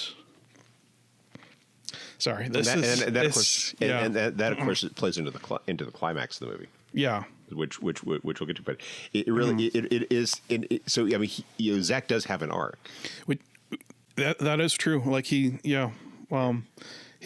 it's more of a realization thing of he thinks he's the bad guy, but it's a perfect thing for him, because as Tyler's telling him, you've got a good guy heart, he's realizing, oh, I've got a good guy heart too. Yeah. I need to stop doing this stuff I've been doing. Zach is really helping Tyler to heal in a way that Tyler has not really been able to do since his brother died. We don't know exactly when his brother died. It was the impression I got was that it was relatively recently, because in the flashbacks he doesn't look that much younger. Yeah, that's true. And it's so haunting that the one flashback where you figure out like what happened to the brother. It's so subtle that you can tell exactly what happened. We probably should cover that now. Yeah. So he has this one flashback where he's in the car with his brother in a pickup truck, and he's the one driving. And as they're going down the road, it goes down to this low angle shot of you see the parallel lines on the road, and it just ever so slightly goes across the lines. And just before then, we see Shia LaBeouf beginning to just kind of nod off, droop a little bit. Yeah. And then it cuts away, and it's like, oh my goodness, that's what happened. And it's great storytelling. It is very well done. Just as much as you need to figure out what happened. It's that element of storytelling that I really like, which is where you trust the audience to put the pieces together. Yeah. And you can figure this out, just like the same way that maybe I didn't pick up at first that when the first thing was a flashback. Yeah. Then I figured it out. As the film went along, that's what it was, and it really is very nicely done. But because Eleanor now is, stranded, she makes the decision to accompany Zach and Tyler, and she's doing this primarily to protect Zach. She sees it as that Tyler isn't enough, that Tyler's actually perhaps a little dangerous. And that's where you get that great scene. Yeah, or where he's like, okay, Zach, put your head underwater, see how long you can hold your breath. He's like, stop calling him retarded. She's like, I would never. And it's like, you may not be saying it, but the way that you treat him, you're saying, anyway, it's great. It gets against the presumptiveness. But what I love most about this scene is how it ends, which is that they're having that debate, and then Zach does something that neither of them were expecting. Oh yeah, catches a fish just with his bare hand. Comes up with lunch. And that's another thing too. Of early on, everybody says like he's really strong, and I'm like, okay, are they just telling him that he's strong? But then he displays it several times through the movie, and it's like, like that's his strength. Yeah, I think something we'll be probably returning to a little bit later when we get to the crisscross, But that's part of the process where that's when she really begins her arc of, coming to appreciate that she has been doing Zach a disservice by treating him the way that she does. Yeah, I think this is a really interesting point to cover. Like, especially recently, I've had conversations with my sister where she like you do kind of do that thing where you talk down to her but I found that you can explain really complicated things to her as long as you explain it all one step at a time. And it's like, and she'll ask questions of exactly what's confusing her. And then you explain that part and she's like, oh, I didn't know that. And I'm like, yeah, I'm trying to think of we told her about self-driving cars and I don't know, just different things that my mom has a theory that she's started having oxygen recently, that maybe that's waking her up a little bit, but she's really becoming more adult than she has in the past. And it's really cool to see that happen. But I think it goes to how the question of how do we best help differently abled people? Yeah. And in both those films, I'm probably jumping a little bit ahead of the crisscross here. Both those films seem to offer very interesting arguments about that, and I look forward to when we discuss that. But but we're still seeing them going down the river, and that night they're camping in an abandoned cabin, and Duncan and Ratboy catch up to them. Yeah, and they set fire to the raft, and they are about to cripple Tyler. It's very cleverly done. They use by lighting the raft on fire, they draw Tyler out. They then have Tyler at their mercy, and they're preparing to smash one of his hands. Yeah, and that's when Zach comes to it comes out like Pompey at the door. That's a reference that nobody's going to get. Well, they will if they heard one of our previous podcasts. Yeah, you should have listened. Make sure you hear the entire series. Yeah. Anyway, he comes out with the shotgun, and it's a perfect payoff because it's like he taught him how to use the shotgun. Now here he is having his back. And the message there is wonderful, which is that when you give differently able people those opportunities, it will rebound to your benefit. Yeah, because had he not done that, he would have lost one of his hands. Yeah. So, but this is how they're able to basically scare off Duncan and Ratboy. But now, the next morning they're at a cafe, and Eleanor calls the head of the care facility and reports that she has indeed recovered Zach. And we only get her side of the conversation, but it's clear that because she labeled him a flight risk, he is now going to be moved to a more secure facility, but one that deals with like drug addicts and people with relatively minor criminal records, but criminals nonetheless. Yeah. And it's a combination, I think, of both her own instincts, but also what she's come to appreciate about Zach. She realizes she doesn't want that for him. Yeah. And so she decides that she's going to help Zach find the saltwater redneck. And they're in North Carolina now, and they're in his neighborhood. Mm-hmm. So they go to they meet the saltwater redneck. And I mean, Thomas Hayden Church, I feel like he's such a good actor who doesn't quite he doesn't quite have the stature he does. I mean, it's the thing that kind of killed me the most about Spider-Man 3 in terms of how it turned out. I think it got the fate it deserved, but it was just such a disservice to the performance that Thomas Hayden Church does in it. Yeah, for sure. Whatever's wrong with that movie, it's not his performance. I don't know if that part is written very well. I mean that storyline, it's like, I'm a criminal, but it's all right because I have a little girl. And it's like, okay. But he acts it great, though. It works a little better in Spider-Man No Way Home. Mm-hmm. Oh, yeah. When they bring him back. And I was so happy to see that they brought him in for that. So yeah. But you have... but we see him. He's not quite the blustery guy from the video. Instead, he's kind of, you get the impression that life has been a little hard for him. Yeah. And Tyler's trying to convince Saltwater Redneck, whose name is Clint, to kind of meet Zach, and it doesn't really quite work out well. So they're walking away disappointed. And then you see a Trans Am come roaring up, and there he is. Yeah, this is great. Like, this is the second act down point of, it seemed, this whole thing that they've been pursuing this whole time. It doesn't even exist anymore. And here we are going back, and we can't even tell Zach because it'll break his heart. And then boom, here it is. Yeah. Zach's enthusiasm basically is so powerful that he brings the Saltwater Redneck back to life. It's hilarious. It's fantastic. And so he starts teaching Zach how to wrestle. And what I like, there's so much I like about how they do this. One is the fact that the Saltwater Redneck is kind of, he's a little jaded. Yeah.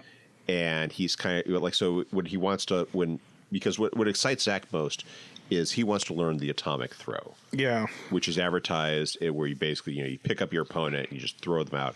And he's like, teach me that. And, well, that was all camera angles. You can't do that. So, but we're going to teach these other things. And you see Clint's enthusiasm and his passion reawakened because of Zach. I think he begins it by because he doesn't want to disappoint Zach, but he begins to recover, and he gets a little carried away with it because he's teaching Zach some moves, and he's like, well, why don't we put you in an actual fight where there's a local title card, we'll sign you up, and and you see the two sides of the debate. Tyler loves the idea. Yeah. He's all on board. Eleanor is like, this does not sound like a good idea. Yeah. And the funny thing is they're both right. Yeah. And it's exactly what Zach wants and kind of what he needs, but she's right that he's going to get himself hurt, and because not everyone is like Eleanor and Tyler and Clint in that they're willing to treat Zach on his own terms and give Zach that latitude. There are other people out there who frankly are bothered by having to accommodate Zach, and one of them is Clint's friend Sam. Yeah. It's interesting. Sam is played not by an actor. He's played by a former wrestler. Okay. Jake Roberts. That's interesting. Who was very prominent in the 1980s. He was an antagonist for Andre the Giant. He was Jake the Snake. And the idea is that the two of them are friends. Jake watches the Saltwater Redneck teaching Zach the moves, and Saltwater Redneck's like, well, why don't you go and wrestle with him? And the idea is that it's not going to be an actual match. Sam's going to hold back, but it's going to be the thrill of Zach's life. Yeah, and I can see why that he's asking Sam to do it, because it's difficult to imagine that Zach would be able to wrestle his idol. Yeah, that's true. But you can see him saying, well, if his idol coaches him to wrestling someone, it's going to work. Now you see the local title card, and I mean, it is such a sketchy situation. That's for sure. And I mean, the thing is, it's not like it's not like they're doing bum fights or something exploitive. It's just, people who in a community who, are doing wrestling because they love it. But it's also, very rough. It's like, I wouldn't want to be hit with that chair. The first guy gets smacked in the face with a chair and his teeth are like falling out. Yeah, and it's also like, not only that, you have to wonder, you may want to get a tetanus shot too, because yeah. But this is when, and it's during these early matches as they're watching it, and you're starting to see, Eleanor's apprehension growing, that that someone recognizes Tyler and makes a phone call, and you're presuming this phone call is to Duncan. Mm-hmm. And that to me was the other plausible part, that the idea that this guy, which is suspense, by the way, because our main characters don't know that this is happening. Yeah, so. I probably should mention that part. But the idea that they're in a different state, and they just happen, and we're not talking about, there aren't like 100 people there aren't 50 people, there's like maybe a dozen people in the audience. Yeah. And yet one of them just happens to know who Tyler is, B, happens to have Duncan in his contacts, and C, is motivated to call Duncan and say, hey, you know that guy who just really ticked you off? He just happens to be right next to me. Yeah. So, but we see Zach goes and gets ready, and Tyler tries to help Eleanor, and you see the fact that the two are increasingly attracted to one another. Mm-hmm. I mean, Tyler, and again, this is Shia LaBeouf, really giving a great performance. You see that from the first. Yeah, with the encounter in the both him and the store clerk. Yes, yeah, in the convenience store. But Dakota Johnson, there seems to be like a few skips. You don't see the arc quite as much, but by this point she's attracted. They're in the saltwater redneck's car, and while they're starting to make out a little bit, he handcuffs her to the steering wheel. Yeah. So because he's like, I don't want you, interrupting this. He's confident that it's going to go well. Mm-hmm. And Zach comes out, and he is dressed up as the character that he and Tyler have created, which is... Well, before this, though, the scene where he's talking to Zach as he's preparing, he's like, I'm scared. He's like, no, don't do that now. Like... And I can forget what he says, but he kind of amps him up, and and he makes the costume for him, and he gets him to go out. So yeah, it's interesting that when he goes out, Zach is a little trepidatious. Yeah, and this is where I think the acting is well done, and the setup is well done. He's not trepidatious because he feels foolish wearing this peanut butter Falcon costume. Mm-hmm. It's just like, here he is with this crowd of people. He is going to, all of whom are strangers, and he's feeling a little nervous about it. And it's not just Tyler. Tyler starts it, but then Clint, the saltwater redneck, kind of plays it up too. And pretty soon they get Zach amped up enough, to where he gets into the ring, and he's wrestling Sam, and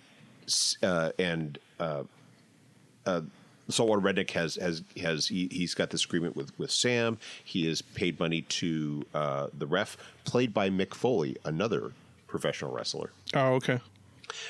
Where they're going to do this, and they're going to put on a show, but it's also a show which they're going to, wrestling is fake, I guess, is what they're admitting. Mm-hmm. But it turns out that for whatever reason, they only hint at this, Sam is not playing along. Yeah. And he starts physically hurting Zach. Yeah. I get the impression maybe it was bad blood between Sam and Clint at some point. It doesn't seem to be necessarily anything about Zach personally. It's like Zach did anything to him. Well, I think it's kind of like I don't know if offended is the right term, but that he has to play down to this guy. He's like, no, like I'm going full force or nothing type thing. He's not on the same boat with Redwater net. No, what is the saltwater redneck? Saltwater redneck. or he's wanting to. Oh, he actually says this. So he's like, I'm not doing Make-A-Wish here.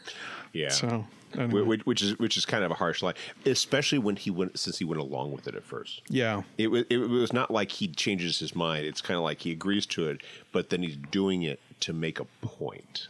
Mm-hmm. And it's a really harsh thing that he does. Yeah, because Saltwater Redneck very quickly begins to realize he's made a mistake. Yeah, and that. But it's interesting. Nobody really tries to step in and stop it in any way. Mm-hmm. They're kind of seeing it playing out, and Zach manages to recover, and he pulls off the impossible move. Yeah, he pulls off the atomic throw. Now this is where I have my biggest filmmaking criticism of the movie. Mm-hmm. Doing this scene in slow motion does the scene no favors. Yeah, because I'm watching the slow motion. And I could see that when he's holding up Sam, that it's so obviously a dummy. Yeah. Because he's just stretched out like this. And I'm thinking, and I totally get why they did it that way. It makes perfect sense. But doing it in slow motion just gave you enough time to see. Yeah, draws attention to it. Yeah. They should have followed the Saltwater Redneck's advice. You do it with camera angles and quick cuts. Yeah. You don't sit there and linger on it. It gave me like a Nacho Libre vibe of the that leap that he does at the end.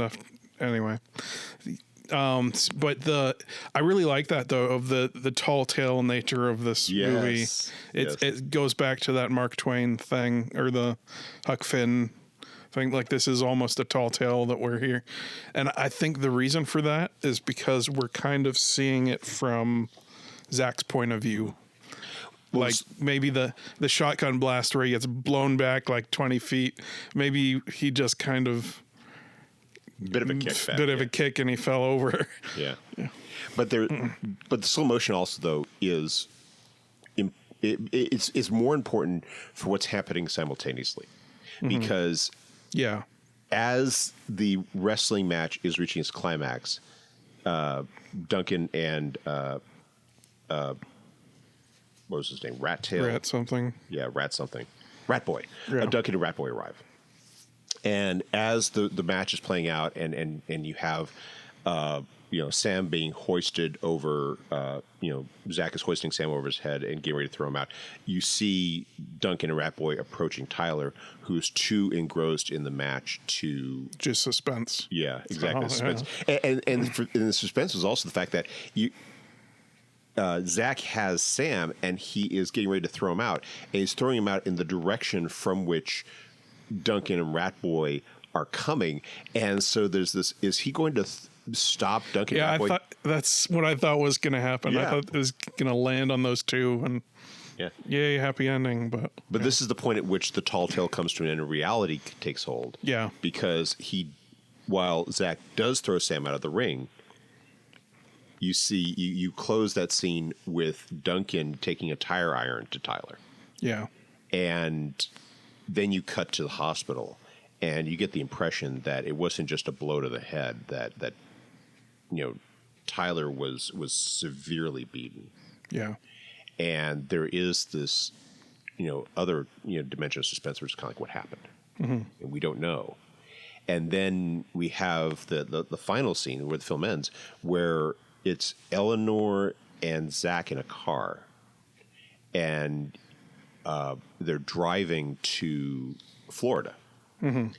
And they're crossing the border, and Eleanor looks a little upset, and Zach is quiet, and they cross the border, and Zach turns around and says, "Hey, buddy, we're in Florida."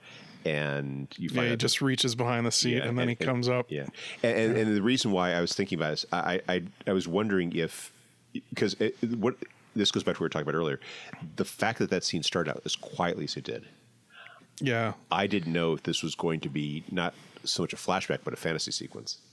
Oh, okay. And it was once they start talking that I realized, oh no, this is actually happening. So I can trust that this is happening, and it helps that once you see Tyler being, that in fact he's bandaged and he's got swollen black eyes and all that stuff, that he did survive, and that they're off to start a new life together. Yeah, and they did a great job with that fake out of you're convinced like, oh, he died and now it's just the two of them now. It's very much of an earned fake out. Yeah. Mm-hmm. Yeah. So, and I also like how it ties back to something that Eleanor says at the very beginning of the movie about how the reason why Zach is in the facility is that there's no one to care for him, that he doesn't have a family, he doesn't have that support structure, and in effect that he has built that himself. It is going to be Tyler, it's going to be Eleanor, and that they're going to form. And Bruce Dern says it out loud at the beginning of family is sometimes what you find your found family. Yeah. And they do have that by the end. Yeah, all three of them have found family. Yeah. And I think Zach says that like in the scene right before the raft is burned, he's like, we're family, we have to stay together, something like that. But, and they've accepted and gone along with it. Yeah. Yeah. And that's Peanut Butter Falcon. Yeah.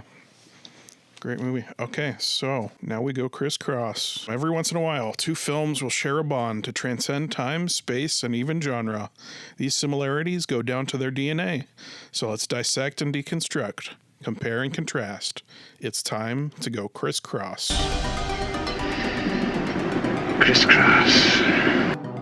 Okay, so I want to start out with the most obvious difference, at least in my opinion, is so they're two special needs characters, but one is played by an actor playing a special needs character, Sean Penn, and the other one is an actual Down syndrome boy.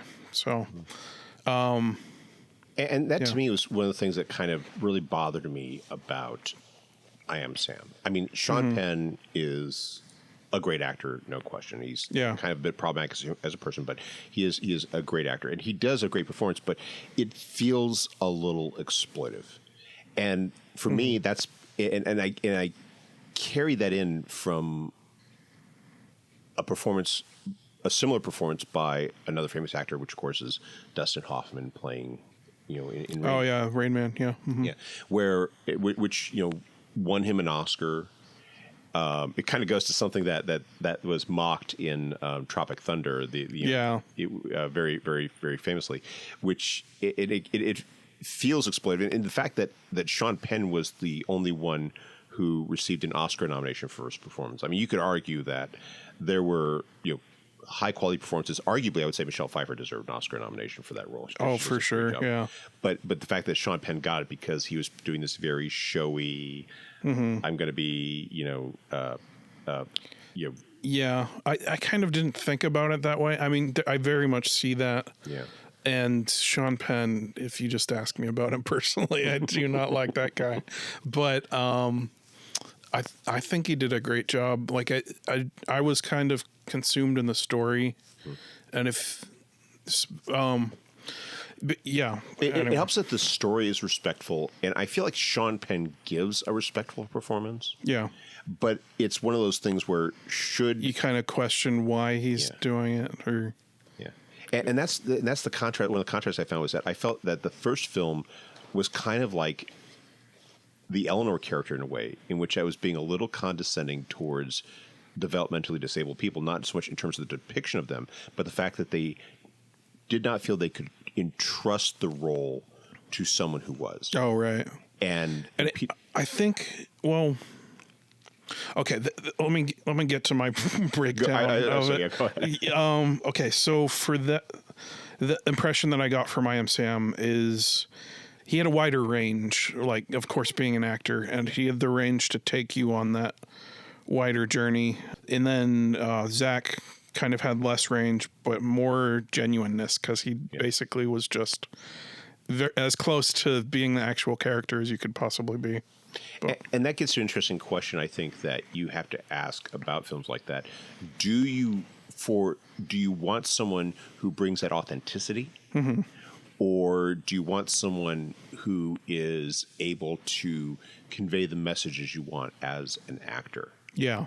And it feels like that what we have in these films are the different choices. Yeah. And they're both good choices for the stories they're telling. Yeah. I don't know if they could have, like, if they had Zach in that role, not that character was Down syndrome, but he was special needs.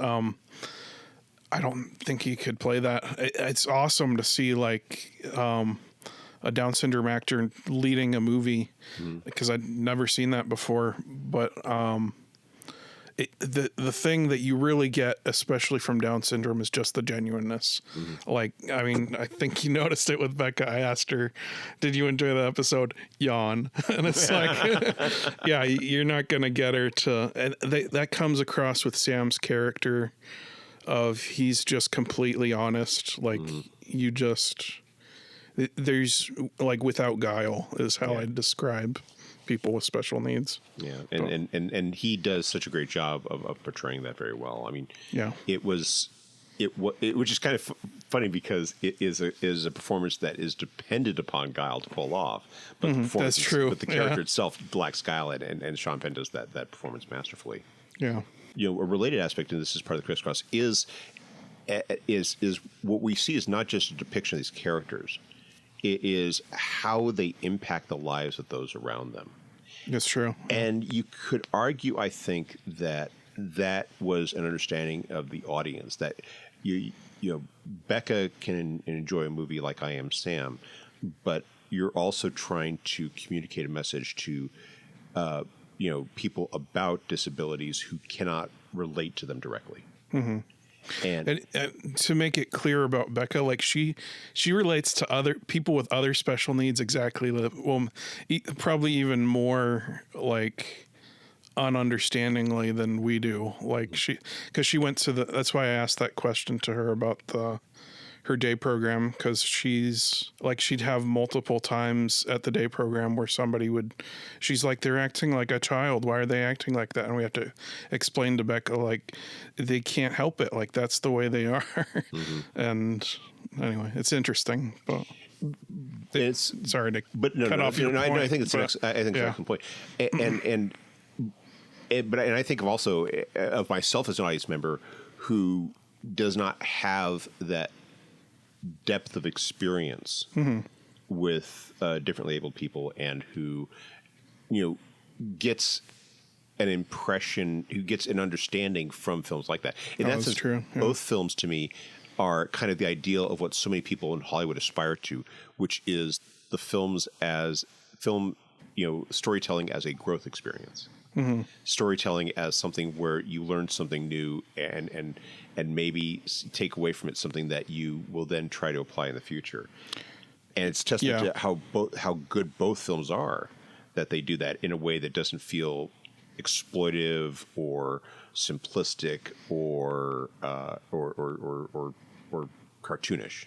Yeah, I'd say ideally, if it's a story, like, there's got to be a change, and they both do this really well. And I think it's a testament to both of them of they didn't think, oh, it's the special needs person that has to change. Like, that's not going to happen. Like, they're, you know, at the same time, and it doesn't need to happen.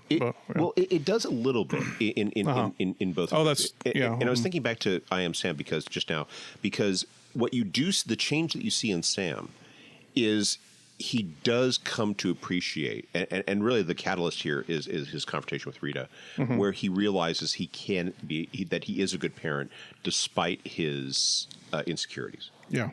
And so he doesn't have an arc, but he does come to appreciate that it is better for him to be a dad for Lucy than to turn him over to this wonderful foster family. And so it's more of an acceptance arc for himself. So, and whereas with Zach, we see that he has, you know, he also kind of comes to appreciate his range of abilities. He does things. I mean, he gets to do what he wants to do. We set out to, but in the process, he also learns so much more about himself. Yeah, that's true. I mean, and so in that sense, there's that commonality of message about how, you know, differently able people can, you know, do more than we assume they can. Exactly. And sometimes make coffee. they do more than even they themselves consume. Yeah, it's true. Okay, so I'm going to divert from special needs for a little bit and talk about genre, because these you couldn't get more different films than these. One's a court drama, and the other is like a Huck Finn adventure type thing. I got the impression from I Am Sam that it was a true story, but I have no idea. Have you done any research? I didn't do any research, but I honestly didn't get that impression either. There was just I don't quite. I guess because it was a little too smooth. Oh, okay. I felt that the story was a little too pat and convenient, and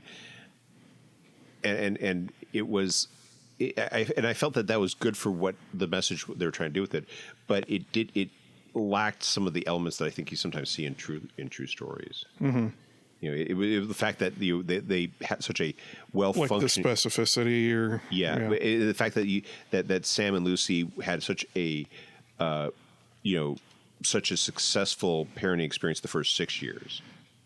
Yeah, that's true. Or first 7 years, and I think they'd run into problems before then. That would have become an issue. Now, granted, oftentimes what they do is they simplify the stories, as you know, but yeah, it felt like that this was more of a whole cloth thing, and you could argue that actually made it a better story because it may have lacked that degree of verisimilitude, but it made the message clear, I thought. Yeah, it's a very strong.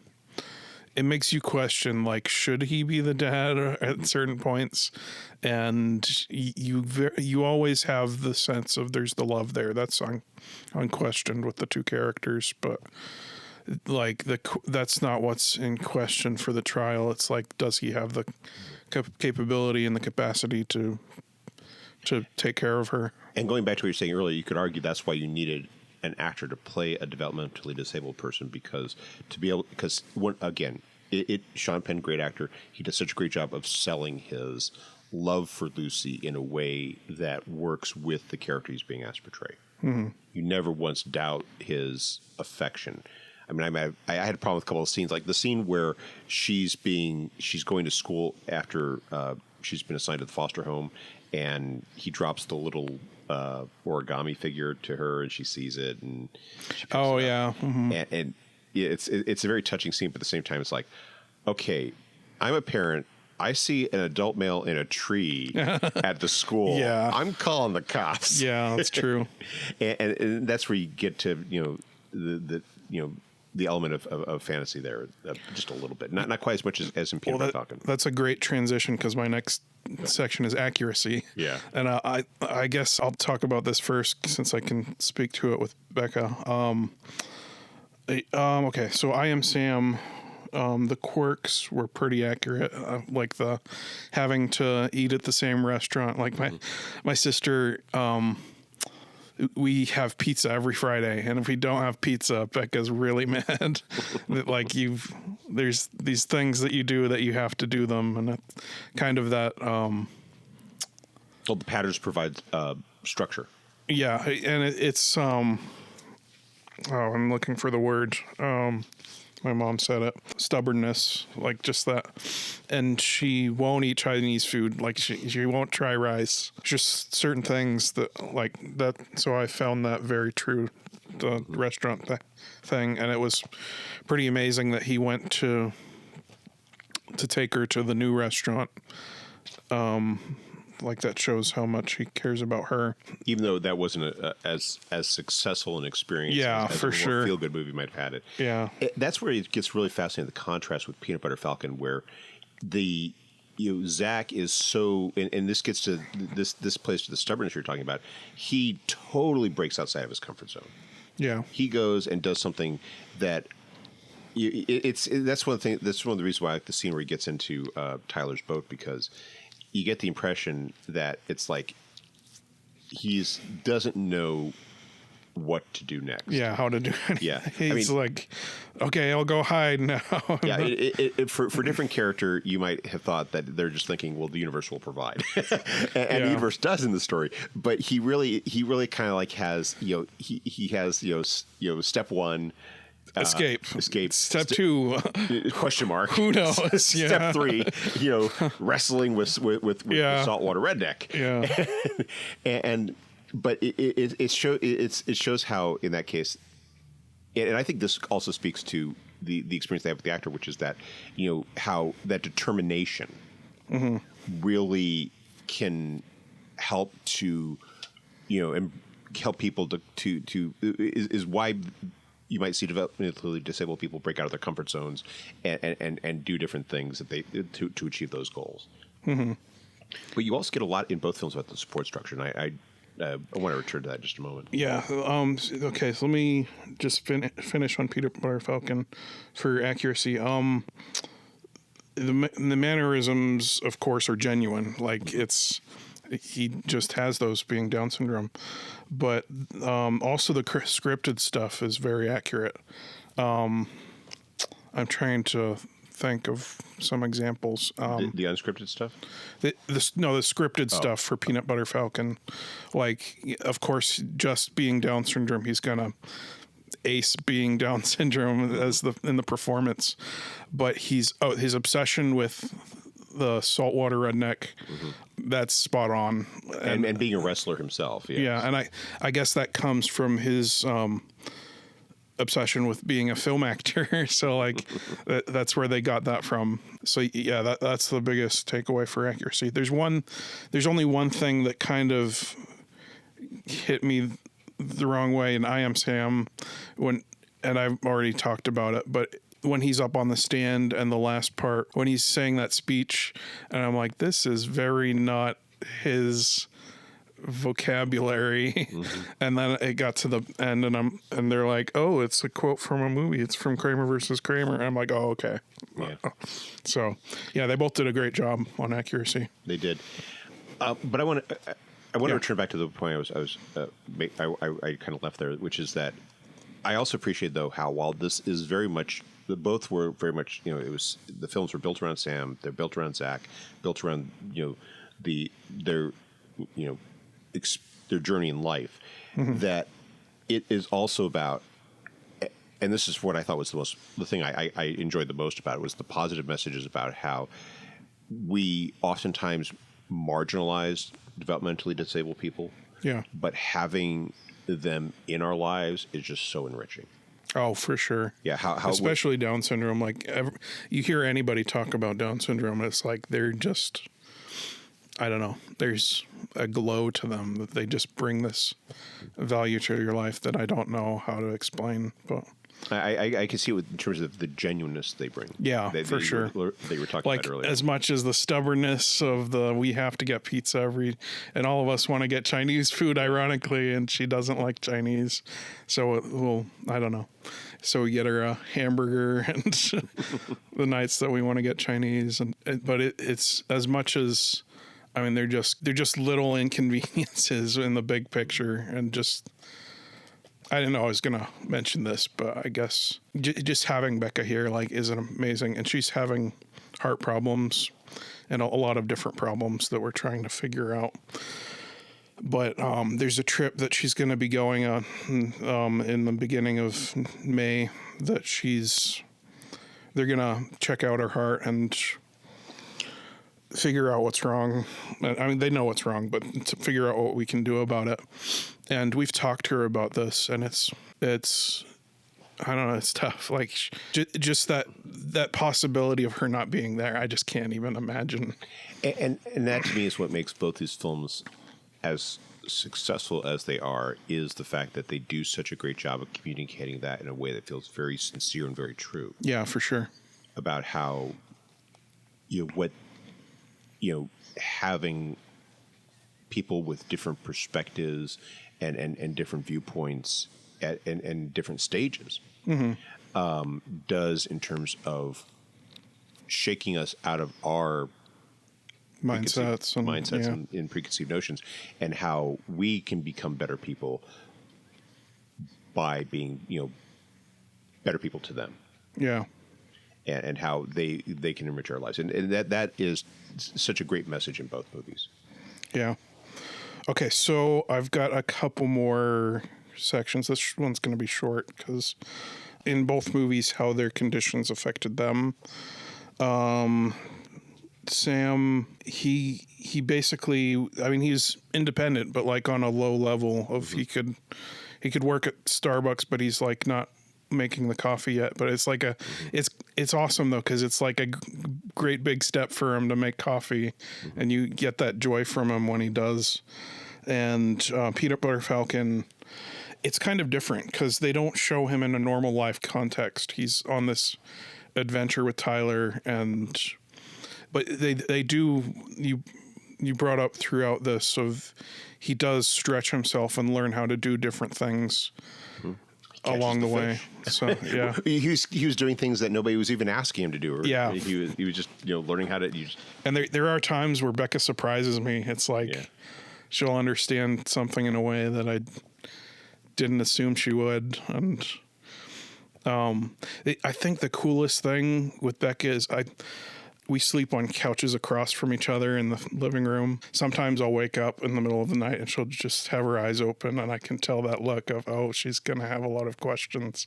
And we have these long conversations where she just keeps asking questions and I answer them, and he can tell it's stuff that she's been worrying about. And you can always tell what Becca's worrying about because she'll say it to herself, and like she talks to herself about stuff. And that's kind of the cool thing about this episode. Like, this has nothing to do with the movies, but I explained things that are very complicated to her. Of like, I've got the time and the patience right there. If I'm just laying, I do want to go back to sleep, but it's like you're having this really valuable conversation.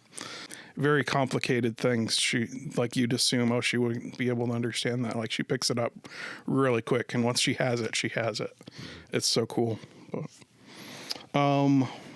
okay, so how others treated them in the two movies. There's a vast difference, I felt, with the two of them.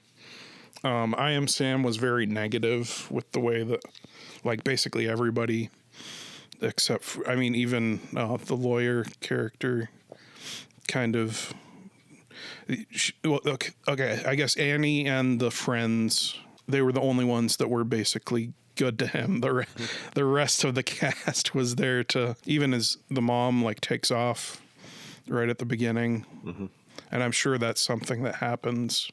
And it's just so striking, like the mom leaving right after birth. You never hear about that. And I guess it's not a true story, or maybe it is. But I mean, I think you're whether it's true story or not, it undoubtedly, something like that probably has happened. Yeah, for sure. And more than once. Yeah. See, I felt that I had a slightly different approach in perspective on that. I saw, and this is one of the things I found not quite as it just didn't feel quite true, which was how it seemed that while there were some people who treated him harshly, it seemed like Sam was also in an environment that was very caring, in the sense that his boss was making allowances for him. I mean, when he makes the coffee, he does so. It's something he's been saying to Sam, and Sam kind of recognizes he's been getting the brush off, but it's on the stand he's kind of pressured into doing so. When he's being called to account for, well, you clearly haven't let, you don't even let Sam make the coffee. Well, actually, we're about to do that. And it's that everyone around Sam is trying to do their best for him. Rita is doing so, even all in their own way. The judge, Ken Jenkins, who frankly is very underutilized in this role, is making latitude for him. Even the attorney is the prosecutor. The prosecutor is not really being as brusque or as aggressive as he might have been, as you've seen with some of the other people on the stand in the movie. It's just like there's a lot of accommodation for Sam that I felt didn't quite ring true. Whereas in Peanut Butter Falcon, you see, I think, a truer range. People like Tyler who are very accommodating, people like Eleanor who are a little patronizing, and then people like Sam who is like, doesn't care, and in fact resents having to be in a world with developmentally disabled people, and who vents his disgust with that by physically abusing them, and that's. We'll get to our ratings momentarily, but that's one of the reasons why the Peanut Butter Falcon stood out to me as being more, in those respects, a more accurate depiction of how we as a society, I thought the side characters were where Sam got most of the like the kid and the dad of the kid, and I think they did a good job of it's hard to speak to accuracy with this because like Becca's always really been treated well, like even at school and stuff. Like I'm sure there's kids that would have bullied her, but she's always in the special needs class, and the teachers really took care of her. And well, you could speak to being out in public with Becca, outside of people don't really notice or I don't know. I don't. There. Okay, I will say one thing. There's the occasional kindly old lady that's like tries to be like, oh, what are you? And she's not good with strangers. Yeah. They'll be like when she went to therapy one time, there was a lady there that's like, oh, what are you here for? And she's like, I'm here to work out, because she calls it the gym. and she's like asking her like, what are you working out? Like, what's wrong? And anyway, but that's basically what she does though. Like she works out a bunch of different stuff. But anyway, okay. So then Peanut Butter Falcon, for me, what I thought was, I felt he was treated pretty well by and that might be because he was with the two characters that cared about him. Runtime wise, I think he was treated better, but I think you're right about it does show more of the diversity of different ways of being treated. And you get more, and this is where I Am Sam rang false for me, was that, it seemed to ring false for me. I can't speak to firsthand experience, but the system seemed to be a lot more of a caring system than you see than you see in Peter Falcon. Because Peter Falcon, you have, Eleanor cares, and he's in the home with people who care about him, but the man who manages the facility, for him. Yeah, it seems almost like he had a parent there to set up all these things for him, like his job and probably his apartment and things that would be very hard for. It's hard for me getting a job and different stuff, but he, in his backstory, he references I think he grew up with his mom and his dad left, and she was like put into a facility, or I can't remember, and he had to go on living on his own from that. That I feel like is kind of inaccurate. And when he's going through the hearing, he's the judges generally tend to be very. They tend to be. They're telling him you need an attorney and everything. The social worker, her interests are focused upon Lucy, protecting Lucy most. But she also is trying to, give Sam a chance. Yeah, she's not. She's trying to deal with a very difficult situation. But all the authority figures in the movie are depicted with a degree of sympathy. That goes back to that speech you were talking about that the prosecutor gives, which is such a great speech. The fact that he's talking to Rita here about how you're here and you're going to be you're going to argue this case and you're gone, and who am I going to see again? I'm going to see the child. Yeah, that's true. And it's the sense that these people are all sincere and caring. They're not necessarily sincere and caring on behalf of Sam, but they're very compassionate individuals who are trying to do their best with, society's problems. And in Peanut Butter Falcon, you get this guy who runs a care facility, and you get the impression it's just for him. I feel like that's more like what the world would be like to. Yeah. I think it's you want the world to be like I Am Sam. I really don't feel like somebody with special. I guess I've seen or I know people with special needs that live on their own and stuff, but it's a harder world than I guess. You're spot on with that. I don't think all the people they're like different positions in society would be as compassionate as they are. The closest you get to harsh treatment is when Sam's trying to when he goes to visit Lucy for the first time, and he's on the bus and he forgets the cake that's on the bench, and he has the bus stop so he can get the cake, and the bus stops because they'll do that, but he's not going to stick around for Sam. He just takes off, which is why Sam ends up missing that first supervised visit. So I mean and that's where I thought Peanut Butter Falcon was true to life in terms of how we as a society address these. Ironically, because it's more of a Huck Finn tale. But yeah, exactly. So cool. Okay, so you have any more points? Cool. Okay, so that's it for our crisscross. Now we're gonna do our star ratings. So it's too bad Becca's not here, but I'm sure she'd give I Am Sam 5 stars. Yeah. But for I Am Sam, what would you give it? I mean, I'm going to be honest. It was a 3-star movie for me. Okay. In the sense that, I mean, there's a lot I liked about it, but at the same time, I both, those elements. It was a little too, again, ironically, because it's not the fabled one. Yeah. It just didn't ring. It was a little too idealistic for me, or idyllic for me. But also, I just have some qualms with the, having, normally abled actor performing someone with developmental disabilities. It just felt a little, just felt a little uncomfortable for me, and that detracted from my ability to just kind of lose myself in the movie. Again, great performance by Sean Penn, but it felt a little tad exploitive, and that kind of probably knocked it down to 3 stars for me. Okay, how about you? I'm giving it 5 stars, and I've got to admit that it's because it's like one of those childhood films that I grew up with, and probably because Becca likes it so much too. This is actually the first time I've watched it in years, but I was bawling during this in the best way possible. By the end, the scene where he's just running around. Sorry. Yeah. This does exactly what movies should do.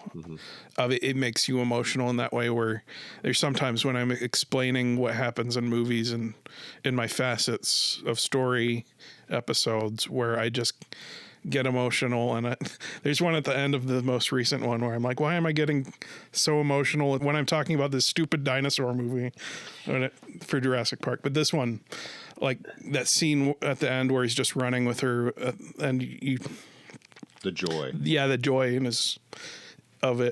of like just she's got her over his shoulder and he's just running around with her. And the more schmaltzy way I would have been tempted to end this is to end it right on his face with her right over his shoulder, but maybe they're more tasteful than I am. I don't know. But kind of like the end of the third Harry Potter where he flies the broom straight into camera and it's on his face. But anyway. Yeah.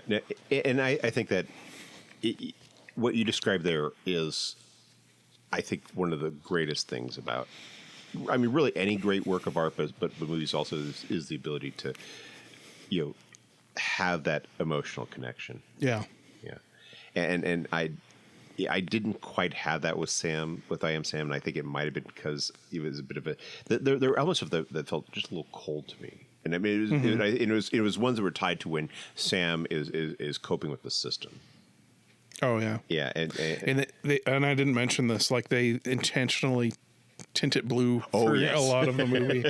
Like, and I think it's like when he's originally trying to buy the right diapers at Walmart, it's all blue, and I think they use that specifically just to show the coldness of the real world that he doesn't know how to deal with, and how when he's stressed out, the Bob's Big Boy, it's a little overexposed. Yeah, and the frame count is a little off. Which I thought does a nice job of conveying. I mean, I think in a lot of ways, technically, I Am Sam is definitely the better film. But like I said, just I just had a couple qualms that kind of make it more of a 3-star movie for me. Cool. Okay, so Peanut Butter Falcon. That one's 4 stars. And cool. And it was one where again, I went into it with a couple qualms, but it was like, it was just so nicely done. I mean, I always have a problem when people take something like, say, a Huck Finn tale and they try to adapt it. Yeah. But I thought this was so nicely done, and it was such and the way that I felt the way that Zach, is portrayed in the movie, not portrayed, but the way that his story is used is so respectful. Yeah. And at the same time, it also felt that it also pointed to the ways in which we, are so much richer for having developmentally disabled people in the world, but also at the same time how there is still so much cruelty and maltreatment and indifference even Yeah. from people whose job who take up the job of caring for them professionally, that they don't have necessarily that range of acceptance. Yeah, for sure. Yeah, that's the biggest thing I don't understand. I don't know. Well, going through the mental health system, I've seen like a whole range of how people deal, like the professionals that deal with that, and just I can't speak for Becca because I have seen her caseworkers and stuff, and they all seem pretty great, but I've encountered people that it's like, why are you even in this field? It's like, it's just bizarre to me. But okay, so How about your star rating? oh yeah, my star rating I have to give it 4 stars too. It's solid. I kind of remembered it being longer than it is. I'd seen it once before, and I watched it with my brother, which was fun. But it is a very tight 90. It moves very nicely. yeah, and it just it keeps up. There are a few moments that kind of slow down where you kind of immerse yourself, but then it picks right back up. yeah. I think it's especially important when you're talking about it is a film involving a physical journey, and you have that pacing to where you kind of feel like they are moving and they're not just stuck in one place. Yeah, I think I like that adventure thing to it the best, and Zach's passion is kind of you can tell that Tyler is more aimless and doesn't know.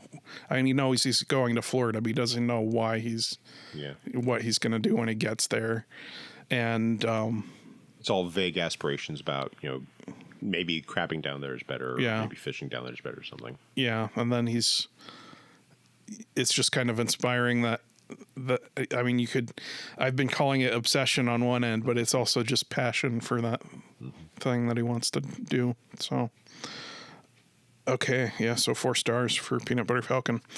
Yeah, this was a great episode. It's neat to have Becca here.